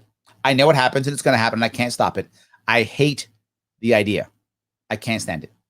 Tom says, please preach that about suicide rates among kids. People should be held accountable. If you have a kid in your life, whether you're the parent, grandparent, uncle, godparent, whatever you might be, older sibling, and you watch the youngsters struggle during this time, think about how tough that was for them. And I say this, I know I sometimes say it too often, but I don't think I can say it too often. I say it a lot, but not too often. If you're like me and you're in your 50s and you lose a year and you got to wear a mask or something, so what? It's 1/50th of my life. I'll get over it. I will recover. Whatever damage is done to me, I'll recover. I'll get over it. I've been through some stuff in my life. If you're my age or older, you've been through some stuff, you'll get past this. Whatever it did to you, you can get past it, right? And it's only 1/50th of your life. But what if you're 7 or 8? You only remember 3 or 4 years. You don't remember when you were 3, 2, or whatever. So you remember 3 or 4 years. It's 1/3 of your life. And you're super impressionable. And it's over a year. You might not get over this. If you do, it's a whole lot harder to get over this. A whole lot harder. What if you're a teenager who already was having trouble with your self-image, with your view of yourself, with bullying or other issues, or not knowing where you are or who you are, all those things that teenagers feel, you felt, I felt, we all felt. And now you got a year and a half being home, stuck online, being told what a loser you are, or how bad you are, or seeing other people doing great stuff and you stuck at home. How does that break your psyche? How do you come back from that? It's really hard, which goes back to what I talked about with David. The answer, support, purpose, respect, love. The hard part, though, is how do you give that when you're not feeling it yourself? Because you've lost your job or changed your career or couldn't do what you wanted to do. And now you're struggling for that same purpose, for that same love, for that same respect. You're struggling now. You're supposed to support somebody else. That's hard. It's really hard. Why do you think suicide is contagious? And I'm not making that up. If you do your homework on that, if you want to, that is absolutely true. Suicide is contagious. That pain, that nihilism, that thought, that hopelessness, that feeling of being unworthy, that feeling of being undeserved of anything good is literally contagious. Yeah, I'm far more worried about that than I am the 1 in 10,000 chance that some kid gets sick. And if I, as a father, and I would say as a grandfather, if I had a choice of putting my kid at risk of suicide or me at dying of COVID, I will take the COVID risk every day of the week every single time without question. No anger, no unhappiness. I take it. Yes. 100%. Yes. Of course I would. And so would probably every parent listening. You probably would too. Risk your kid suicide, risk yourself COVID. I'll take COVID. I got it. Give it to me. I'll take it. What happens, happens. I'm not risking my kid suicide. I'll take it. And if I get screwed up, I get screwed up. I'll take it. Maybe I'm off on that one, Tom. I don't think I am, though. I don't think I am. So, all right. Alice says, thought kids were not apt to get the virus. Exactly right. Yes. And then she says, our own immune system helps fight viruses. It does. And the kids are the strongest one, right? That's the one that we've seen in this specific case. And by the way, not every virus is that way. What was special, for those of you who may not know this, about the Spanish flu in the 1918, 1918, I'm pretty sure, 1918, was that specific flu was almost like, it was similar, it acted similar to an autoimmune disease in that the stronger your immune system was, it turned on yourself. Now that is odd, but that was that specific case, which is why so many young people died in that specific case. COVID-19 is not that. COVID-19 looks for a weak immune system and destroys it. So that's why the kids are so immune. If it was that virus from the Spanish flu of 100 years ago, that one, the kids would be even worse because that was almost like an autoimmune attack. So that's not what this one's like. That was that one. So yes, you're absolutely right with that one minor exception of something like that. Yes. No one cares about our children more than the state. All hail Big Brother. Of course. Yes, absolutely. That's so funny. That's good. Tom says, now I'm getting pissed. Didn't this moron say he didn't trust the Trump vaccine? He did more than once. More than once. Yes, absolutely. Larry, peon and their dirty children cannot make their own decisions. Yeah, I know. Yeah, that is. Yes. Tim says, I'll explain it again. He's an idiot. Yes, absolutely. I love that. Senator says the vaccine was not created for the virus. The virus was created for the vaccine. Oh, you're talking about the lab now. Yeah, I remember someone talking about this. Sandra, I haven't done enough homework on this, but I remember seeing more than once the idea that this was made in the lab now, right? That was, at first they were like, not made in the lab. It's from a bat. And then pangolin, is that how you pronounce it? Is another animal that lives in China. That was what it was. And now they're like, no, maybe this was made in the lab in Wuhan after all. If that's the case, then, now you're engineering viruses. And, I'm going to say something funny about this, right? I get why you would want to, worry about engineering viruses and such, right? But man, it's scary to me because this is just like the movies when the virus gets out of hand and now we're all zombies, right? I mean, I will become zombies, but that's the movies, right? So that's still in my head, right? It always escapes from a lab and then you got to find patient zero or Brad Pitt comes to the day or whatever. Where's Brad Pitt? I want him to come save the day or something, right? I mean, I am worried about this, Sandra. And I get why it was wrong that they lied. I understand why they lied. I'm not in any way saying it was the right answer. It was wrong. But I understand why. Because, man, if you're making this stuff in a lab, that's some scary stuff. Isn't it? To think somebody in a lab right now is like, how do I make this thing that will kill all the old people or all the young people or whatever, all the insert people, whatever that thing is, all the people this area. I mean, I think it's pretty damn scary. So, and I'm actually more scared they lied. I understand why, because they were hoping that it would blow over. But in today's world, it just doesn't happen, does it? It just doesn't. So, yeah. So, Chanel says, channel name says, I like that channel name. Says million lottery won't be much in a few years. It's true. Yeah, absolutely. So Josh says, in Ohio, we did it. It's called Vax-A-Million. There we go. So $1 million. See that, Tim? We're almost there. You should have lived in Ohio, and then it would have all been okay then. Yes, I love that. All right. We should give a random dollar to voters, too. Josh, that's not a bad idea, right? Get people to vote. If you vote, you get into the lottery so you can win some cash. It's not a bad idea. Now I'm starting to think maybe that's better. Maybe we should do it instead of getting a vaccine. How about get off your lazy ass and go vote? And if you do that, you get put into the lottery to win $100 or something, whatever, right? So we can make a lot of people win. So you have a lot of winners at lower amount. Maybe. I mean, I could see that. I could see that. Maybe. Yes. The threat of biological warfare against us is beyond frightening now. That's exactly my point, Josh. That's exactly my point. Yes. That's what I'm worried about. That's exactly my point. Yes. Dan says, any discussion about possibility that medications that people with comorbidities are on make them more susceptible to this disease, especially autoimmunity medications? Yes, I remember that also. There is an issue that one of the reasons why the comorbidities, it makes you, more susceptible isn't only the disease, but also the drugs you're on. Yes, that's correct. It is that it's the drugs and or the medications, whatever you want to call them, the drugs you're on, and also the issue you have. It's both. Yes, it is both. Yes. So there we go. All right, let me grab some more of this if I could. Guys, I love your comments. Thank you so much for being part of this. I love it so much. It's so good. 17-year-old, and they are then eligible for a raffle.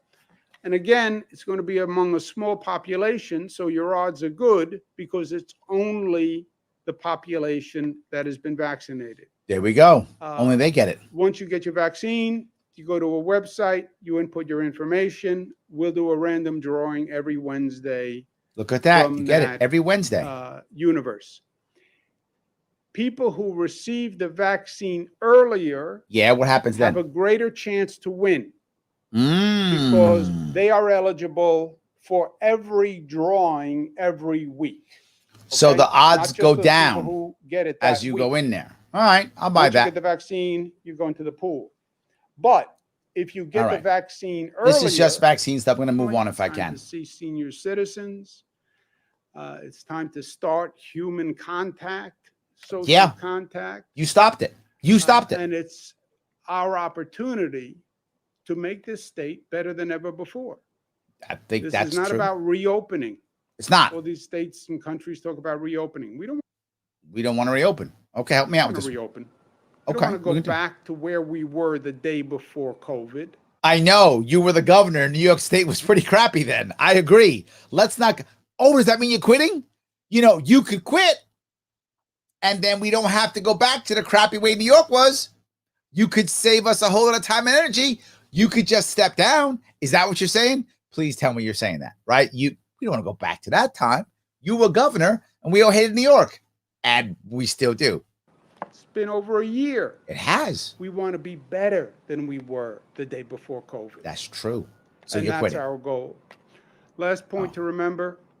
First, congratulations to the Islanders.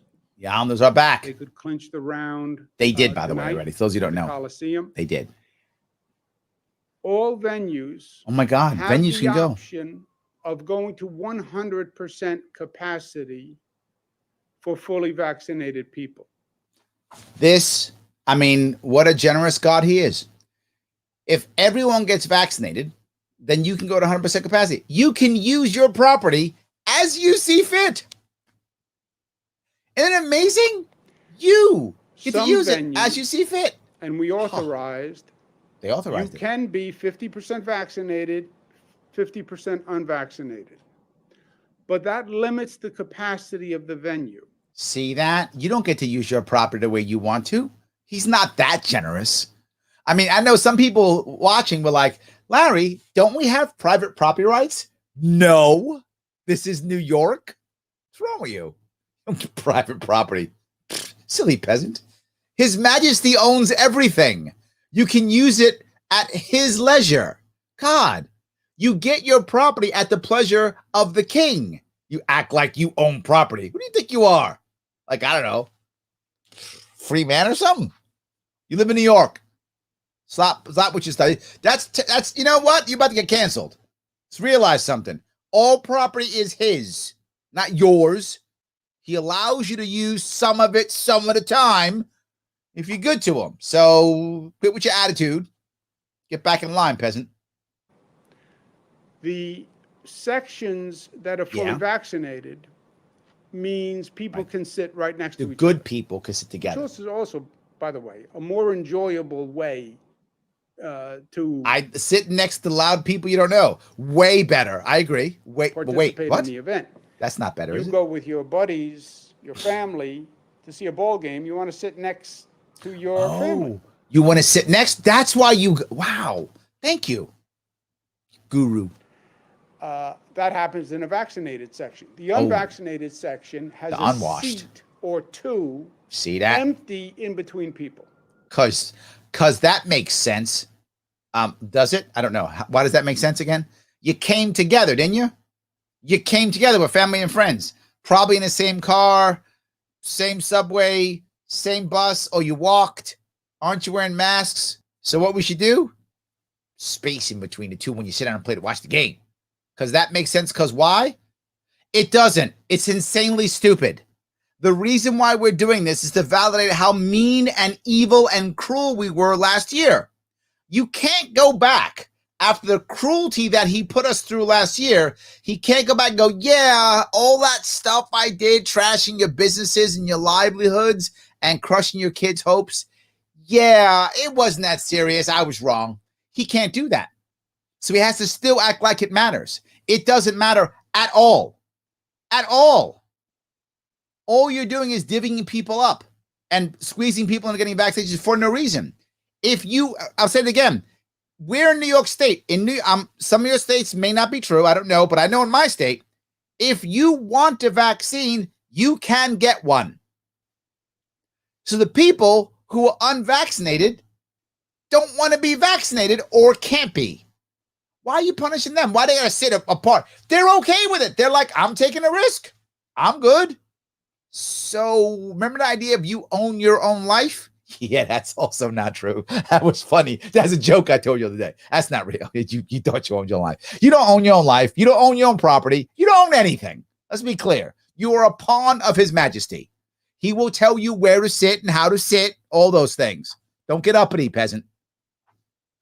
So it limits the capacity of the venue. It limits randomly. You limit. We've authorized 50-50. Look how good you are. But the venue can choose to go to 100% vaccinated. If they enforce the king's will, they get extra privileges. See that? If you enforce the king's will, you get extra privileges. Not too shabby. Not too shabby. If you're operating an arena, He's a generous stadium, God. theater, He is. concert venue, then what? You can go to 100% capacity. You get to use all of your property. Look at that. You get to use all of your property that you spent money and energy and time and borrowed money. Yep, you get to use all of that if you want to. All right, I'm liking this one. Only vaccinated people. That's what Radio City Music Hall did. There we go. They did that. Mr. James Dolan did. You can go to Radio City Music Hall. You must be vaccinated. Yep. You must show your card when you come in or your pass. Yes. But you must show you're one of the cool people. Otherwise, you're the masses. But he then has 100% capacity. Because he enforces the king's will. It works for the venue. It also works for the public because it's another incentive to get vaccinated. It is an incentive. You're right. It's another incentive to get vaccinated. But why? I just keep saying, but why? But why? Right? You smiling, right? And we're in the business now of creating incentives to get vaccinated. We're in the business now. You're in business. All right, then. That should probably go over budget by about $8 billion, be about 5 years late then. And that's how you run business, so we're good. Okay, so 5 years from now, $8 billion later, everybody vaccinated. Gotcha. I'm with you, boss. Go to a subway station, get a vaccine, you can get an MTA pass. Look at that. You can win a ball game ticket. You can win a lottery ticket. Look at that. Young people, you can win a scholarship. Win a scholarship. You want a better chance to get a ticket? Islanders are sold out today. You want a better chance to get a ticket? Tell me.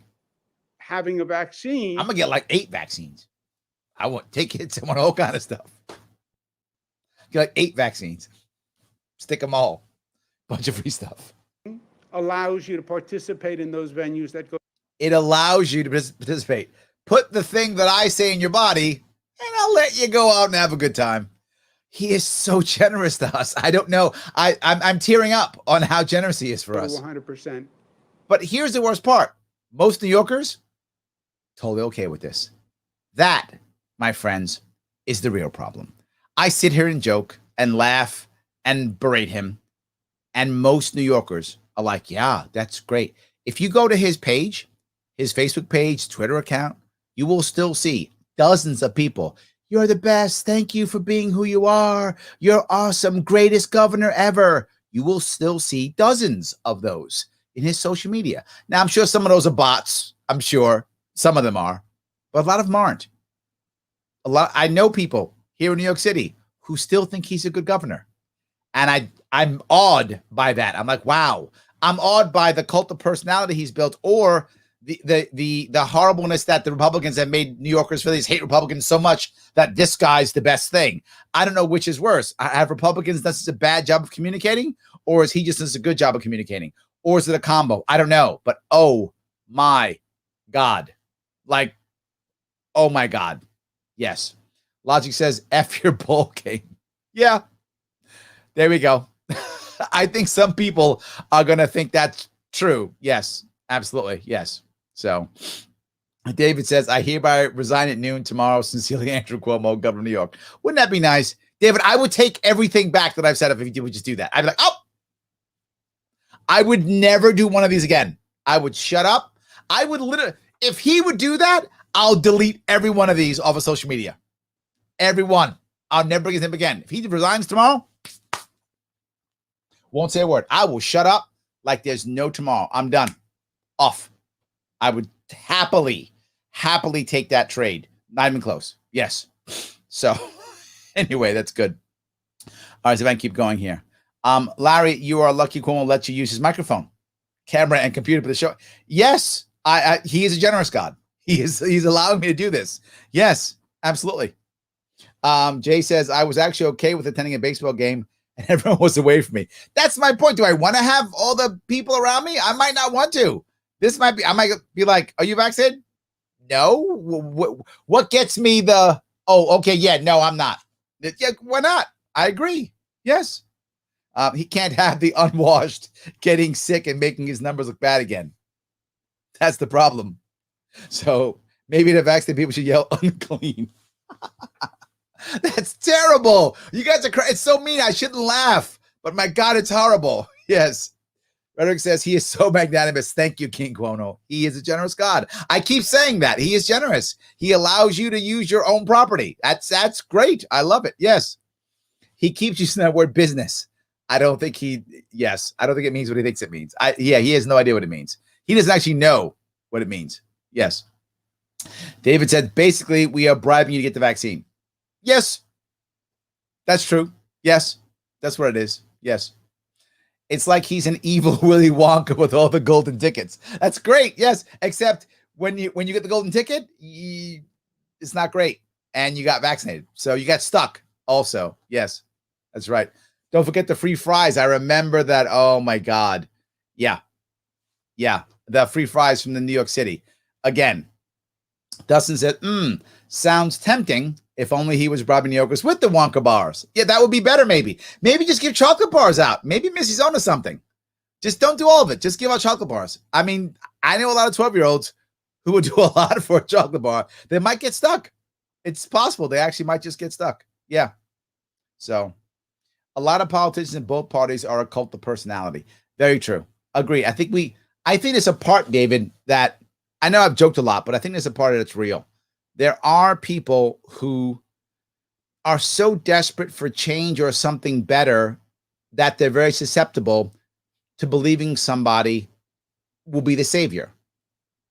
I thought that in the past many times. I thought this will be the right one. He'll be the one. He'll make things happen, because I wanted to believe that there could be one man who could come in and save us all. I wanted to believe that. Clearly, that doesn't happen. But I understand why people would think that. I do. I get it. I just hope that more people will start realizing it's not the answer. It doesn't work. It isn't the answer, even though it feels good to believe it, right? That's it. Cuomo will come in and then he'll take charge and fix everything, or Biden will be in, or Trump will come in and this one person will fix it all. And they can't, and they won't, and they can't. And yes, you're right on both sides. And I think it shows how desperate we are as a culture, as a nation, that so many of us just want to believe the one guy's going to fix everything. Can one guy make a difference? Yes, of course, one person can make a difference. Of course. Can one person fix everything? No. Even when I was running for governor, I didn't think it was going to fix everything. I said I'm going to turn the state around and point it in the right direction. If you remember my goal, I was saying I was going to judge myself by one measure. Are people still leaving New York? If they're just not leaving, then I was a good governor. That was how I was going to judge myself for the first 4 years. Are they just not leaving? That was my goal. Can I make that happen? And that's not great, but that stops the bleeding. Can one man stop the bleeding? Yes. Then I hand it up to somebody else and they do something better. And she does something better. He does something better. And we keep moving in the right direction. But cult of personality is like, I have magic powers. The only thing I am is extremely handsome. I mean, that's true. I'm really good looking. But besides that, I'm just a man, right, David? I know you're with me. Thank you, my brother. I appreciate it. Yes. So, yeah, I'm kidding. I'm teasing, of course. Anyway, both you and I, David, are both handsome. That's what I meant. Yes. Matt, if you remember correctly, only one person had a good experience with getting the going ticket. That's right. The rest really didn't do well. In fact, some of them died. Valid point, Matt. I don't know if we like that one. Yeah, I'm not sure we like that one. Yeah. Nate says there will develop an underground market for counterfeit vaccine cards. You are 100% correct, Nate. And back cards and backstage and executive passes for the venue. Yes, 100%. Because the guy or gal up front who's checking the whoever they use to check the cards, and be like, next. I'm like, wait a minute, Nate, is that a fake one? No one's doing that. Next. That's it. That's what's going to happen. So I think you're totally correct, Nate. Look, maybe that's the job for you to be in. You're saying part-time work. That's it. I'm not saying you should or shouldn't. I'm just saying, yes. Reddick says, hey, not for nothing, but you can fix everything, Larry. Thank you. I love that. Thank you. If only because you understand the value of not standing in everyone's way with your handout. Yes. A surprisingly uncommon feature nowadays. Thank you so much. Dr. Thunder says, get the likes up. I agree, guys. If you want to help me out, then do me a favor. Like, comment, share. I say it all the time, and I mean it. Like, comment, share. It does matter. Please do so. And, of course, we're talking about the pandemic. Then take the pandemic survey. There's a link right now in the description. Take the pandemic survey at theadvocates.org. They are my sponsor. It does matter. Take the 5 minutes that it takes to finish it. Take it, finish it, and share it. They won't let you share it, cut and paste it, but share it. It makes the advocates very happy. They are my sponsor. If you like what I'm doing, this takes time, money, and energy. So please take that survey. It's free, no cost, and it helps me out. If you've got some cash, head over to patreon.com/Sharpe. Do you like what I'm talking about? Is it helping you, I hope, to understand things better, to communicate better, and all those things? If it is, if it's entertaining you, I hope, making you laugh here or there, I hope it is, but see something seriously, then support it. Patreon.com/Sharpe. $10 is all it takes every month to help me out, to move this thing forward, to keep doing what I'm doing. I want to keep doing it. I really do. I like it. I think it's fun. It's exciting, interesting. My team loves it. But look, we got Sharpe Way Clips, is a separate page. We got TikTok. This is now, you can now download all of these as podcasts at Anchor FM. Click the link tree in the description. Whatever you need, it's all there. That takes time and energy to build out. The website is up, right? The book is coming out. I'm writing a book. You know how hard it is to write a book? How many of you wrote a book? If you wrote a book, you know what I'm talking about. It's hard. If you haven't written a book and we're going to write a book, you know how hard that is because you haven't finished the book yet. So it's hard. I'm doing that too. I'm not complaining. I want to do it. I've chosen this. I'm asking if you want to help. Patreon.com/Sharpe. Throw me $10, $25 a month. If you can't afford it, no worries. You don't have to pay. I hope you can, but if you can't, no worries. Take that survey. That supports my sponsor. That's free. And of course, like, comment, and share. Always valuable. If you haven't already, I'll bug you for one more thing.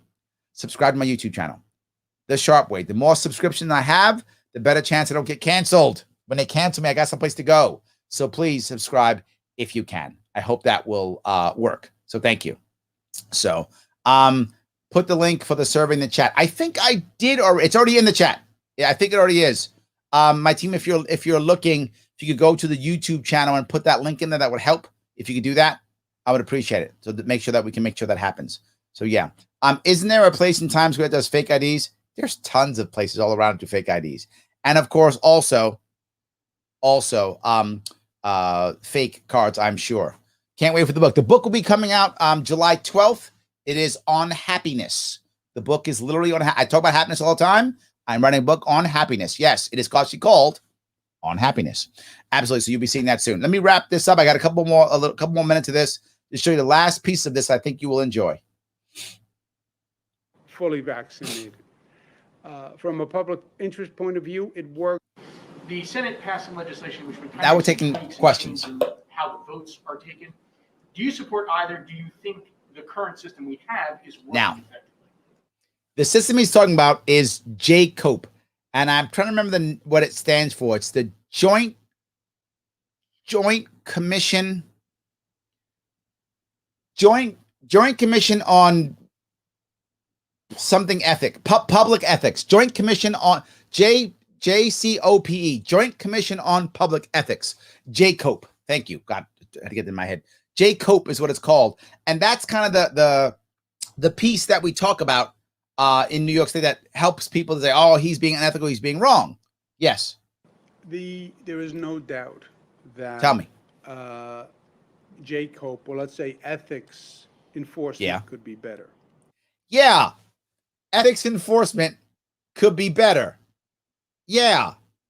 You mean like whether someone's using their position of power to force someone to write a book for them that they made 7 figures on?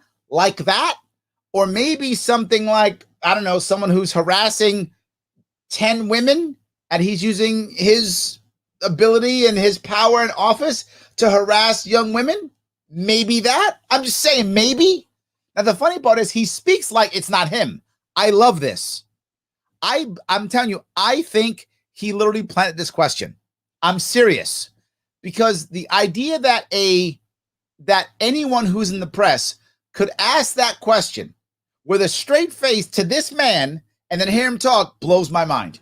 The best way to do it, tell me how. I'll give you 2 options. Oh, 2 options. The constitutional amendment. Yep. Or designate special prosecutors. Okay. You mean similar to the Moreland Commission, which is what you had in 2013 to investigate corruption until they started investigating you, and then you disbanded them in 2014? I'm not making that up. That actually happened. In 2013, he created the Moreland Commission, Moreland, Moreland Commission. They started to investigate him. He said, "Oh, I don't like this commission." He got rid of it. He disbanded it in 2014. So you mean something like that? That's what this has to be a setup question. I can't imagine this question not being set up. Have authority from the state and funding from the state to do it. Yeah, like the Moreland Commission. Theoretically, 3 district attorneys across the state. Okay. And say, you 3 district attorneys, you have authority to police ethics and criminal matters. Criminal matters. Vis-a-vis state electeds, Assembly, Senate, and we provide you the funding to do it. Yeah, I remember the Moreland Commission. Right? Absolutely. Yes, Jim, you remember? I remember that very well. Yeah. Remember, I'm in New York. I've been here for a while. I remember this, right? Oh, yeah, 100%. Yeah, and he got rid of that fast. Now he's talking, "Oh, how you do it is, let me tell you how you would handle ethics, because I'm the guy who runs ethics." Wow. Logic is like going bold enough. Please let me rip my hair out. I know. I'm going to say it. The balls on this guy. Oh, my God. You all laughed at me when I said, remember when he was in trouble last year, and everybody was like, oh, he's gonna get impeached, he's in trouble, and I was like, no. And then this year, oh my God, now with this, it's like, no. He is a ruthless, savvy politician. He finds a way around these things, and he's done it again. So now when it comes to ethics, he's going to tell you how to fix ethics. When it came to remember the deaths in the nursing homes, he's going to tell nursing homes how to run nursing homes. Remember that? So he just doubles down. He's terrible at it. I'm going to show you how to run things. Dude, you're the one who killed the people in the nursing home. I'm going to show you how to run nursing homes. You're the most unethical guy there is. I'm going to tell you how to be ethical. He took, in his last campaign contributions, he took $800,000 from people who he put on boards and panels and commissions. $800,000 he took from them. And that's public knowledge. That's Mr. Ethics. Mr. Ethics right there. Okay. Yes, I remember it. Thank you. Paula says, I think it's all scripted. That's why he won an Emmy. That's not bad. That's good. I like that. I like that. Yes. Cuomo has never heard of anything related to ethics. It's a trap question for him. He doesn't know. He's like, ethics. What is this ethics you speak of? I don't understand. Is that close to power? I'm not sure what that is. I think that's where he goes. I'm going to zip past that piece. He's going to talk trash about how ethics work, which is funny. Against Senator Susie. Oh, I'm sorry. Yeah. He calls her Senator Susie. Listen. Now we go to the Legislative Ethics Committee, and the Senate Legislative Ethics Committee makes the only decision. Now, the thing he did here against Senator Susie, he said Senator Smith, who was the male, and then Senator Susie, who was the female. Now, why do I bring that up? I bring it up for only one reason. It shows the unconscious way he sees women. Yes, that's an unconscious way. I teach people when they're in sales. When you're talking to your customer, always try to be as equal as you possibly can.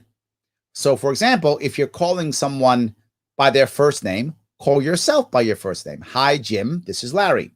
If you're calling someone and you can't by their first name, it's not appropriate, you should use last name. Try to use full name for both. Hi, Jane Smith. This is Larry Sharpe. It's nice. That's an equal way of thinking about the people around you. And if you treat people equally, you will often call people by their first name and accept your first name, or back and forth. It's an equality piece, right? You think people are equal and the same as you.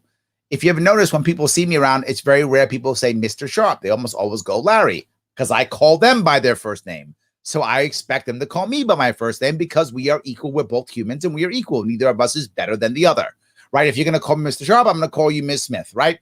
Or we're both going to call each other by first name or whatever. I'm totally fine with that. But equality is what matters. He doesn't do that. That's an unconscious way he thinks of women. He said Senator Smith and Senator Susie. That was unconscious. Then what was the point of any of it? That's a good question. Well, the Moreland Commission. Otherwise, their position is Jacob is meaningless. Let me keep moving down this road if I can. The Senate Ethics Committee is the only. This is all about ethics. He goes down forever. That he talks about ethics for like 10 minutes because he's pushing the blame on someone else. It's insane, the hubris he has. The number of police on trains in the subway station is de minimis. New Yorkers don't feel safe. Now we're talking about New Yorkers being safe. They don't feel safe because the crime rate is up. It's not that they are being neurotic or overly sensitive. He's now spending another 5 minutes talking about how bad the crime is. So I'm going to ask you, what was his plan? Nothing. No plan to deal with crime. None. You know what his only issue is? He'll tell you again. It's a relationship problem. They're right. That's what he says. Right. Relationship problem. I'm not joking. Tell me. The answer is more police. Tell me. No, the answer is. Tell me. What's the answer? You have to reform the policing, public safety function. Public safety is now policing, by the way. But go ahead. In a way that restores trust with the community. See, if you just had police trust with the community, Matt, if we just had that, then the shootouts that happened would go away. Wow, that's what he just said. Stop more cops. More cops. What's wrong with you? Why would you even think that? If you would just have a better relationship with cops, if you could sit a cop down with, like, I don't know, somebody and have a therapist chat, talk things out, then they wouldn't be stabbing people in the subway. Then literally some guy pushed another guy in front of a train this week. That happened in Manhattan. It happened in Queens. Pushed a guy in front of a train. If only the cops had a better relationship with the people, then people wouldn't do that. They wouldn't literally have two people pull them out of the MTA subways this weekend. That would not happen at all. It's relationships, public safety. God, you people. Logic Rex and you're more cops. It's not that. It's relationships. It's about emotion. That'll stop literally shootouts from happening in broad daylight in the Upper West Side of Manhattan, which happened yesterday. Shootout, broad daylight, 2 p.m., West Side of Manhattan yesterday. It's the relationship with cops. It is a relationship issue. See that? What's wrong with you people? Recent poll said on trust of police. Tell me. What did the poll say? The numbers are dramatically different than they used to be. They're different. That's why we're killing each other. That's the issue. God, the polling shows you people don't listen. NYPD was one of the most respected police forces in the United States. By whom? By other police forces? So by whom? It is that relationship that has to be remedied. That's what it is. The relationship. We provoked that and started it by saying every police department in the state, every jurisdiction with a police department in the state. Yeah, what'd you do? Had to go through a community-driven collaborative to restore the relationship. And what he did was he forced everyone to do this, even though the majority of New Yorkers, by county and district, I want to be clear, by county and district, the vast majority of New Yorkers by county and district are satisfied, if not happy, with their police force. That's true. If you go to most places, districts in New York, most of them are satisfied with their police force. A lot of major cities, no.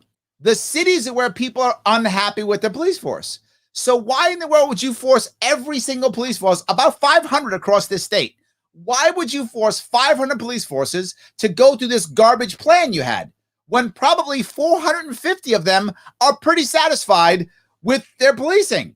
Why are you changing when people don't want the change? If you're happy with your police force, why? If you're unhappy, make the change. That makes total, I know, crazy I'm thinking this way. And you don't have to reform stuff that doesn't want to be reformed. If you're community satisfied, and again, many parts of New York State, they're totally happy with the police force. So why are we changing? Well, we started this.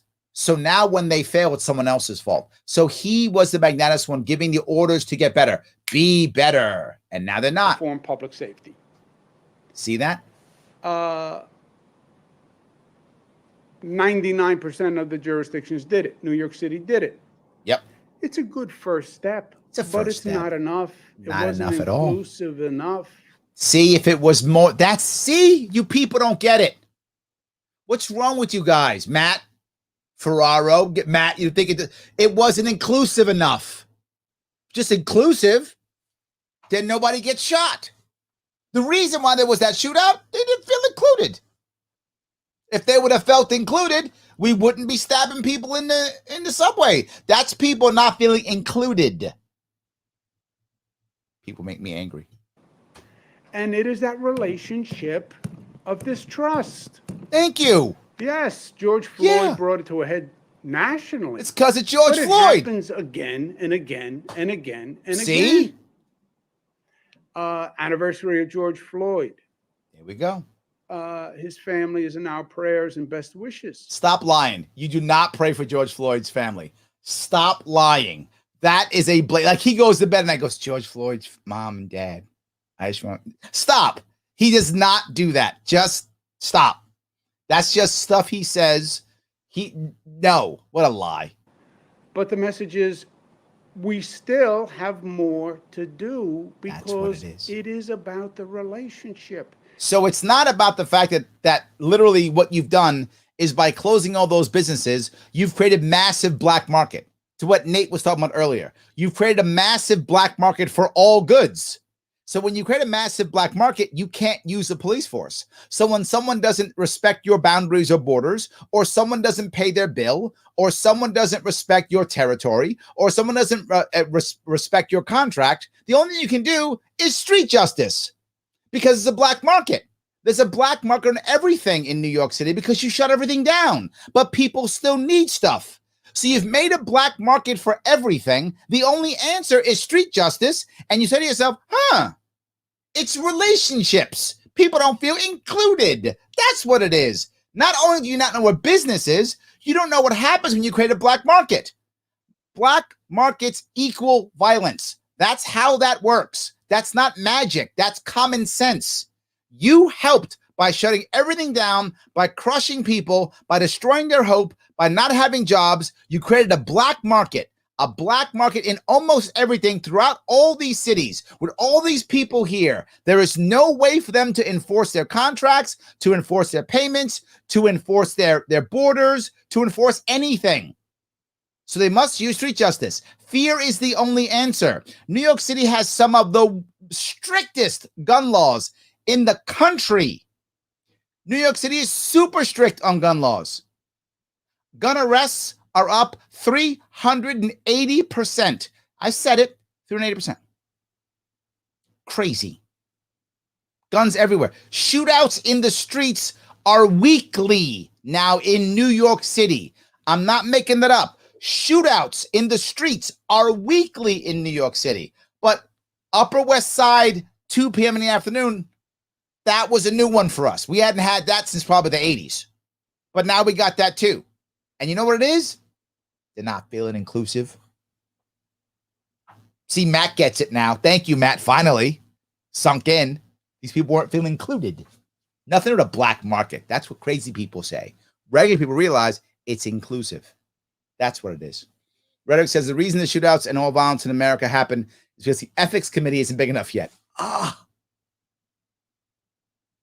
You have found the answer. I was about being inclusive, but if we only had a committee, if it was an ethics committee that had a subcommittee on inclusivity, maybe diversity, inclusivity, equity. Rhetoric, you are a born bureaucrat, brother.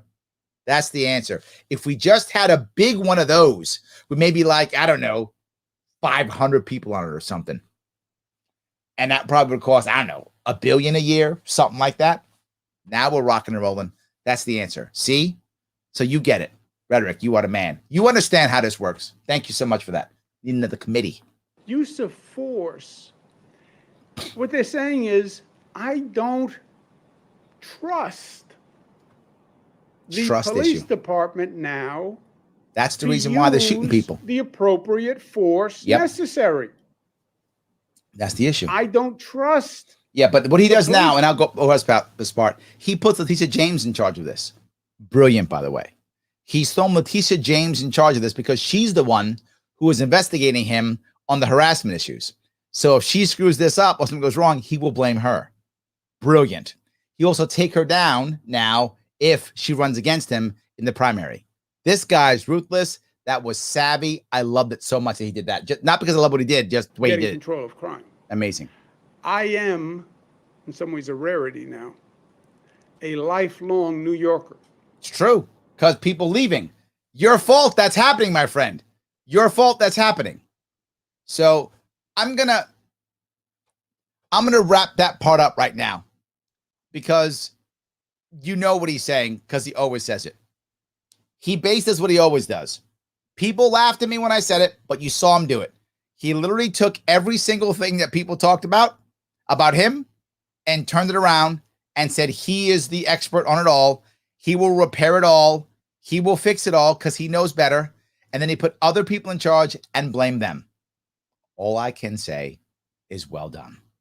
He is one of the most ruthless people there is. Yet again. Guys, if you like what I'm doing, support me. Patreon.com/Sharpe Way. Throw me $10. go ahead and see and take the pandemic survey at that link there if you could. And of course, always like, comment, and share. Tomorrow, I am also doing 8 p.m. again, but I'm doing a discussion with the YouTuber Destiny on foreign policy. It will be Foreign Policy Friday tomorrow, 8 p.m. special time. And I'll be on again with Destiny, the super popular YouTuber. I will see you all